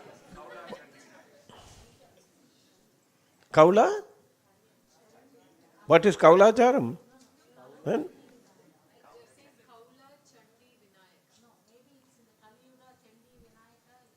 No, I'll just move on to the next question. No, wait. First of all, you must realize that if you are going to do Sri Vidhyaa Puja, get into Sri Vidhyaa Puja, there are 5 paths available to you. One is complete Vamacharam, left-handed, where meat, alcohol, all those things, that is not suitable for this day and age. On the right side, Dakshinacharam, where you are only allowed to chant from the Vedas. You cannot chant from anything else, only the Vedic part of it is allowed.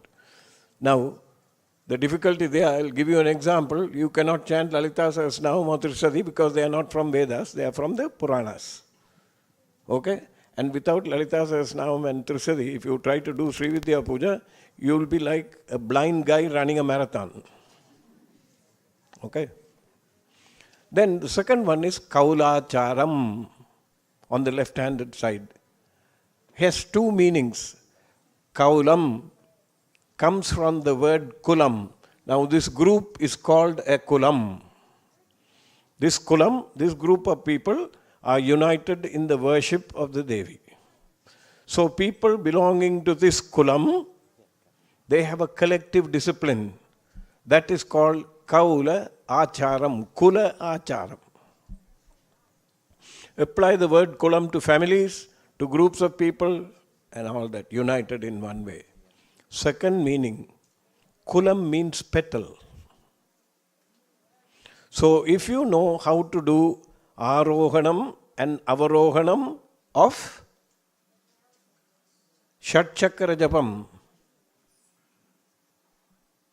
then you are said to be a Kula Achari, a Kaula Achari. The discipline of the petals. That person is supposed to be doing Kulacharam. If you apply that to Ganapathy, if you apply that to Chandi, then it becomes Kaula Chandi, Kaula Ganapathy. Okay? The third one is Samayacharam. No external implements or anything is required. Only Manasa Puja. Only in the mind. No Panchapatrams, no Uddaranis, no Yantras, no lamps, nothing. Everything is internal. Okay? So, Vamacharam, Dakshinacharam. Kaulacharam, Samayacharam. What is this? These days, there is no pure Vamacharam or Dakshinacharam or Kaulacharam or Samayacharam. They have borrowed from everyone. Little elements have been borrowed from little places and the puja has been evolved. This is called Misracharam, a mix of all of them. That is what is being practiced all over the world even today. Okay? Next question, Ayya. How does one know whether one got mantra siddhi or not after doing japam? Come again. How does one know whether they have mantra siddhi? Yeah. You won't ask me that question if you have it. You will know on your own. Don't think that if you have mantra siddhi, you take something and go, boom, and it will turn into gold. That happens only in stories. Okay, mantra siddhi is very different. Especially in Devi, mantra siddhi means you have become her. That means you will be the embodiment of patience and love and compassion and forgiveness and awareness. You will be completely forgiving of everything. Right? Mantra siddhi is not something you think that you can, if you do some things that there will be a miraculous result. That's not mantra siddhi. That's magic. Okay? Next question, Ayya. This was touched on previously, but they asked, you mentioned that if kumkumam irritates your skin, you can put it up higher. How about for non-married females? What they should wear on the forehead? Not sticker, that's for sure. There is something, we used to be able to buy it from stores. It is called sand. And in the North America, in the north of India, everybody uses kajal, right? Kajal is good enough for a dot on the forehead. If it is good enough for your eyes, why should not it be good enough for your forehead?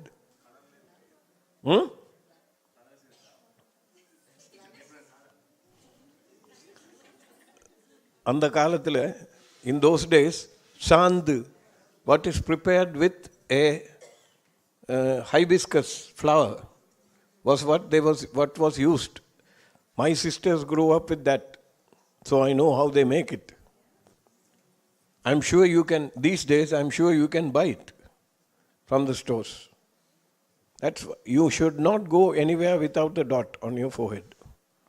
And these days I have seen young ladies wear the dot, even married ladies. You have to take a microscope to see whether they have a dot there or not. Why are you afraid and ashamed of your culture? Why? These outlandish colors that you wear on your lips and go, you wear a purple dress, purple lipstick. You wear a glowing dress, radiant lipstick that will glow in the dark and all that. You're not afraid, you're not ashamed to walk around town showing those lips to people. Why this dot is bothering you? I don't understand it. That means you want to belong to this culture and become totally and completely whitewashed. That's the reason. Learn to respect what you have taken, what you have brought with you. Right? Can anyone chant LSN? Are there any rules and regulations to follow if they're not Sri Vidhyaa Upasakas? Can anyone chant LSN? Yeah, anybody can chant LSN. Please be vegetarian after that. Ha ha ha.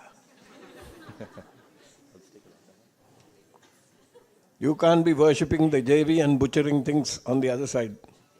Don't think just because you buy a frozen chicken in the store, if you eat it, killing that chicken, that sin comes to you.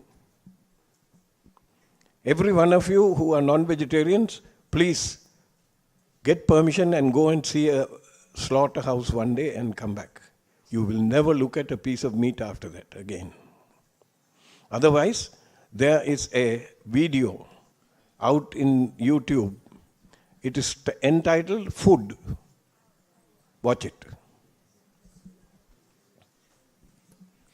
Does Shiva have a yantra? Does Shiva have a yantra? Shiva has a yantra? Yeah. Shiva has many yantras. If Devi has a yantra, Shiva has it. Because he's half of her. There are separate yantras. Dakshinamurti. In fact, one of the yantras that I am planning is Dakshinamurti Yantra Puja. Dakshinamurti, Rudra, Shiva, Chidambara, Narraja, many yantras are there. Many of them are there.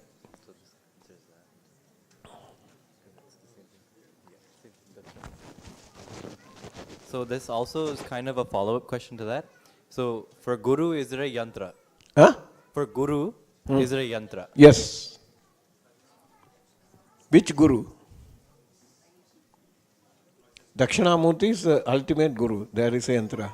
For the Guru in the Navagrahas, there is a yantra. Whichever form you take, Dakshinamurti alone, there are 9 forms of Dakshinamurti. Each one has a yantra. I think they meant the Sri Guru again. For Sri Guru, is there Sri a Guru, there is no yantra. Sri Guru only has feet.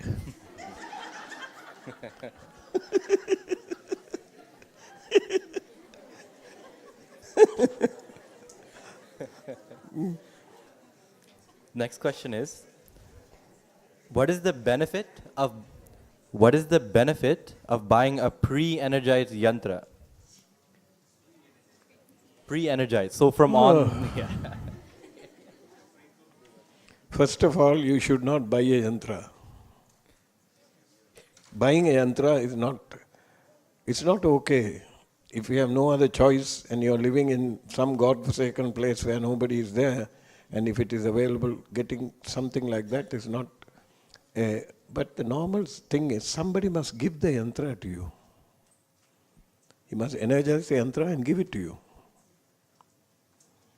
If you have no other choice, then there's no other way to do it. But he has to take it to his or her Guru and get it energized again. These days, if you go online, there are umpteen number of organizations selling pre-energized yantras and pre-energized rudrakshas. I don't know how you can pre-energize a rudraksha, right? If somebody is telling you they are selling a yantra, stay away from those sites. They are only after your money. They don't care what happens to you. Look, you have to look for somebody and get the yantra from the original source.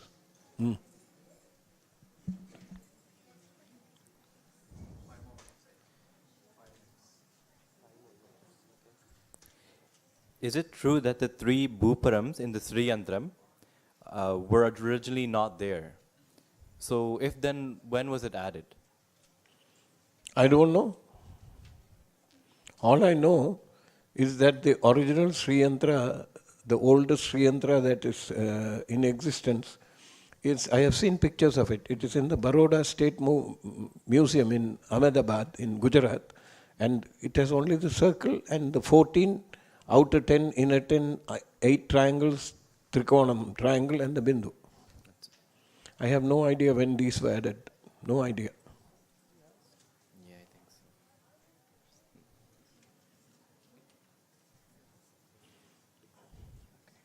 I thought I saw some questions in Tamil. They were Ayya, but I can read them. I translated it. Why can't you offer the same items for Muruga and Ganapathy? Like Bilvam, Arasi, Tulasi, Kunkumam, Lotus? Some of them are conventions, yeah. I'll tell you a story. My original Upasana Murti was Subramanya. And in Sri Lanka, in the southeastern quadrant, close to the coast, there's an old Subramanya shrine. Nobody knows when it originated. That place is called Kadirkamam. Incidentally, it has received Tirupugal from Arunagirinatha Swami, so it is very old. Okay. When I was about 17, 18, my best friend and I, every New Year we would spend in Kadirkamam. And from the moment we step into Kadirkamam, to the time we are out of it, constantly singing bhajans or any one of the devotional songs. He also sings. And part of this pilgrimage every year involves climbing a mountain where on the top of the mountain there is a veil, a spear, planted into a rock half the size of this room. Huge. Nobody knows when it was there, when it was planted, who planted it. Later, during my normal knowings, I found out Jnananandagiri Swamigal, the one who was from Tennangur, the one who happened to be the gentleman who sings Haridas Giri Swami's guru. He happened to be about 600 years old, it seems, when he planted this. And the Sri Lanka government, in their wisdom, advised by the so-called Buddhist priests, they wanted to pull this out and build a shrine for Buddha there. And they tried to take it out. They couldn't. They brought an elephant and tried to pull the thing out. The only thing that happened was that spear got bent a little bit like this. They couldn't move it. So we used to climb that mountain, carrying 4 gallons of water on our shoulders. Climb up because there's no water there. You go give it. Then when you climb down, halfway there is another footpath and you go to another mountain where there was a cave. And in that cave, there's a rectangular piece of rock where Subramanya is supposed to have, when he eloped with Valli, they used to stay there.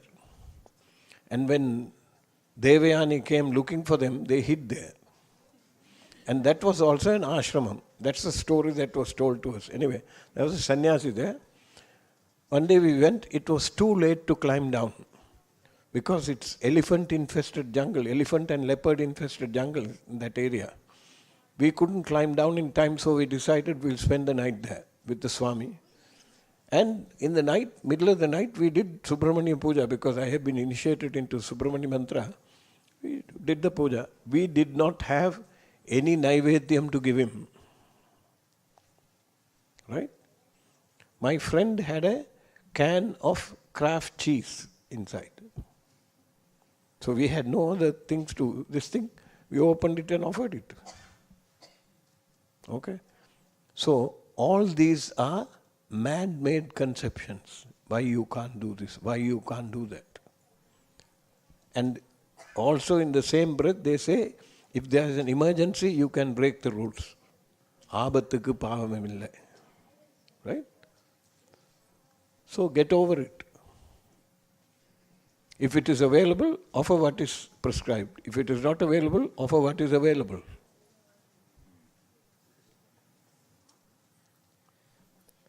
Is there any effect of having Guru Padaka under your deity at home? Is it advisable or not? Guru Padaka underneath the deity. At home, yeah. I would have the Guru Padaka beneath the deity at home. Yes, correct. That's exactly how it is in my house. Guru Padaka is the base from which everything else has grown. So correct. How can I participate in Yantra Puja if I am not initiated? How can I participate in Yantra Puja if I am not initiated? You can come and perform Bilva Archana or Tulasi Archana or Pushpa Archana or Akshata Archana or Kunkuma Archana when the Yantra Pujas are being done. You come and you can participate in that way. Ayya, you teached how to retain the power in the deity, but my question is, how to retain the power within us after doing the japam every day? How to retain the power within you by doing the japam every day? Before you do the japam, do the nyasam. It will keep the power within you. This is a weird question. What makes a Sri Vidhyaa Upasaka? What makes a Sri Vidhyaa Upasaka? One who has merged completely with the Devi. Very easy answer. Aikyanusantanam, that is Sri Vidhya. And please get a hold of the latest issue or the latest publication, the latest version of the Sri Vidhyaa Sri Chakra Puja Vidhi by Mua. In that there is a chapter that says Sri Vidhyaa Upasaka Dharmam. Read that chapter. It will tell you what you have to be. You mentioned that one must be married to do a Yantra Puja. Is this specific to Sri Chakra Puja or all Yantra Pujas? What? 1 month. One has to be married to do Yantra Puja. Sri Chakra Puja. Yeah. Is it Not just Yantra Puja. I am just repeating what it says. You know, Tantra Marka Purushottamam Dharmini Sagida Yajamanam. In the company of the wife you must do. I think that was included to quietly discourage especially the people from the Brahmin community in the southern states of India, Karnataka, Andhra, Tamil Nadu, Kerala, right? Where the wife is only good enough to make Naivedyam and produce children. They won't let her have anything else. I have personally visited a retired High Court judge who was a Sri Vidhyaa Upasaka of a very high caliber. I have gone to his house. He has taken me in when he knew I was from a Sampradayam. And in the center of his house there's a temple built out of granite. And in the middle, the door and all that, you go inside. He took me inside. Sri Yantra Mahameru is there, but you can't see it. It's covered. He was telling me that his wife of 35 years at that time, she would cook the food at 4 o'clock in the morning and come and sit outside the temple. When it is time for him to do Naivedyam, he would have covered the Meru with flowers and then let her in, or taken this thing. And he looked at me and I looked at him and I thought, you're supposed to be a judge. What the hell are you doing? And he asked me, I know what you're thinking. I can't help it. This is the way my Guru taught it to me. And the next time, I have been to his house about 2 or 3 times. About the 4th or 5th time I went to his house and knocked on the door. When she came and opened the door, I knew she was a widow. There was no kunkumam, nothing. Okay? Then I asked her, what happened? And that Meru that he had, solid gold. He has two sons. One is a very famous, at that time was a very famous defense lawyer, criminal lawyer in Chennai. The other one was an IAS officer. So when I went, she asked me to come in and we talked about how he passed away and all that. I asked her. She said, I asked, what happened to the Meru Amma? Which of the sons inherited it? She said, neither did. Behind the house, there was a little hut where the servant's family was. And the servant had a 9-year-old son. Every day, before the master got up, he would get up for years together. He would get up, come, bathe, collect flowers from the garden and come and keep it ready outside the temple for the master. He gave the Meru to him.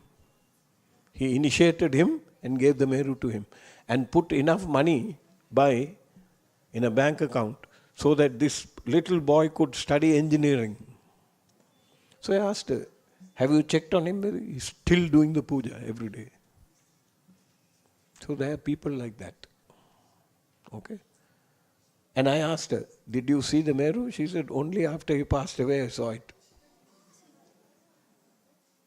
Because she had to take it and give it to all the puja patrams, everything was solid, made with solid silver. All of them, everything he gave him. Not to his sons. So this is an extension to that previous question, Ayya. So is this only applicable to males? Since the line recited from Yagnapala Stotram says, Dharmani Sahita Yajamanam, is this only applicable to males? Does it apply only to males? Because in the traditional society, it's the male who did the puja. Probably a male wrote it. Right? But in Kerala, you go, it is not a patrilineal society, it's led by a matriarch. Have you been to Kerala? Go. It's the greenest place you want to see. You go to Tamil Nadu, everything is dry. You go to Kerala, everything is green.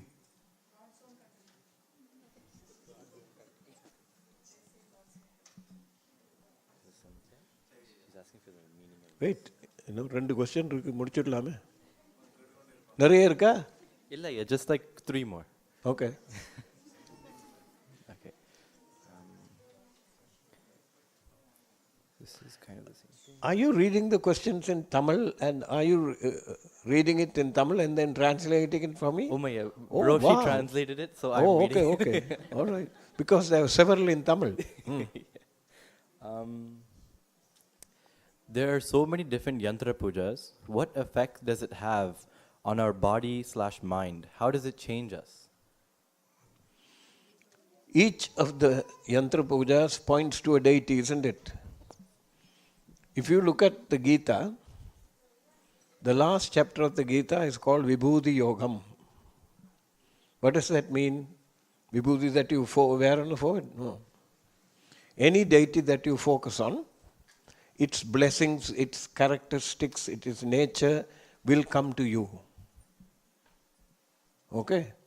So, whatever deity whose yantra puja you are doing, you will receive the blessings and the nature of the deity will become yours. That's the purpose. Done? In 2 questions. Okay. In LSN, where the line says Vignya Yantra, can you explain that? In LSN, in Sahasranamam, it says Vignya Yantra Paharshita. Can you explain that? It is to do with the legend. When Shiva set out to destroy the Tripuram, the three states of consciousness, Jagrat, Swapna and Shushupti, right? He forgot to do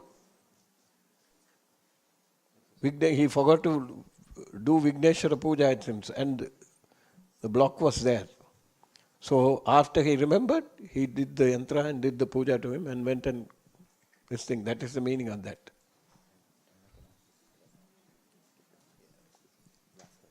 Now, in your own sadhana, go back home and apply it and see what you have achieved, what has been blocked. Because there are tantric meanings to that I can't explain here.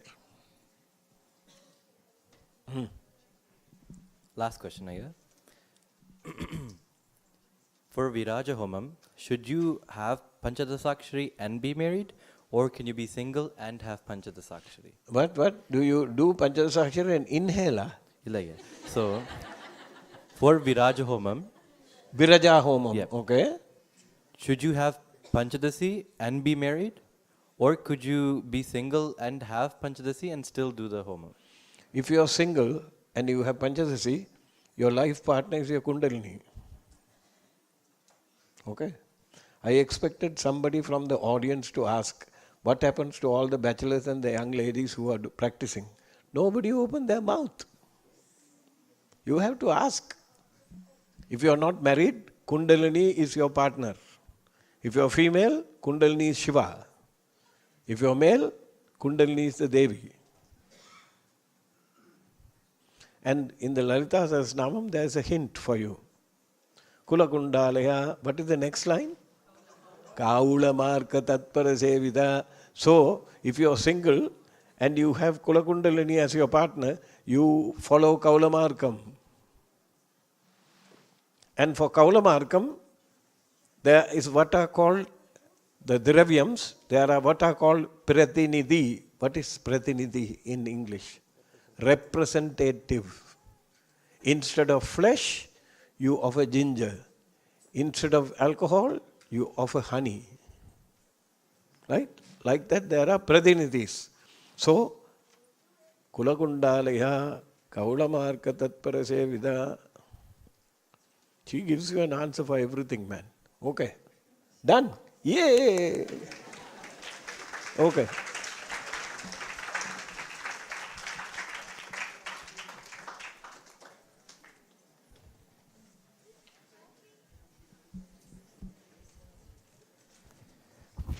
Okay, so that brings our workshop to a close. I think we have a few minutes over. Just like to thank everyone for coming, and of course, Ayya for conceptualizing this workshop and spending so much of his valuable time sharing his insights.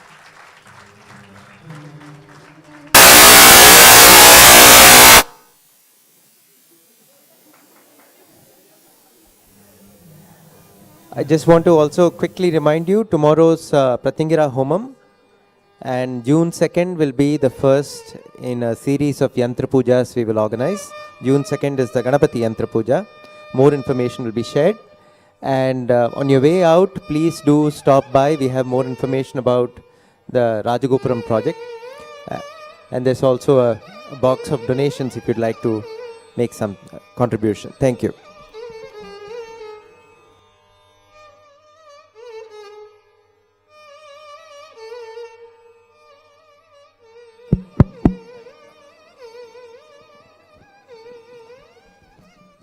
You know that jarring sound that was just occurred? That was to wake up people who fell asleep during the workshop.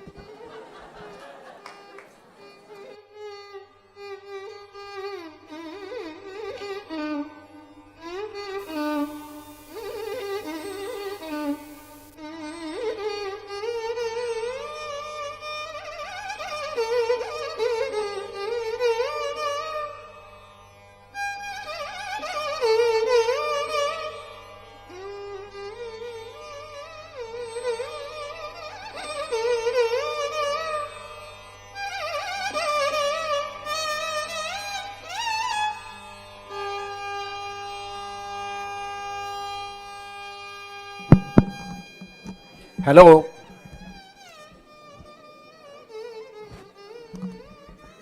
Devotees, we have Sri Naresh Kumar here with us.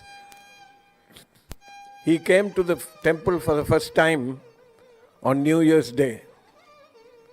He happens to be my Paramaguru's direct disciple, Suprakash Anandanada's disciple. So he has moved to Rochester. He is going to be here, and he was going through, looking through he was nodding. He was checking to see whether there were any temples. And he came across Sri Vidhyaa Temple Society, so he came here. So we welcome him. Thank you.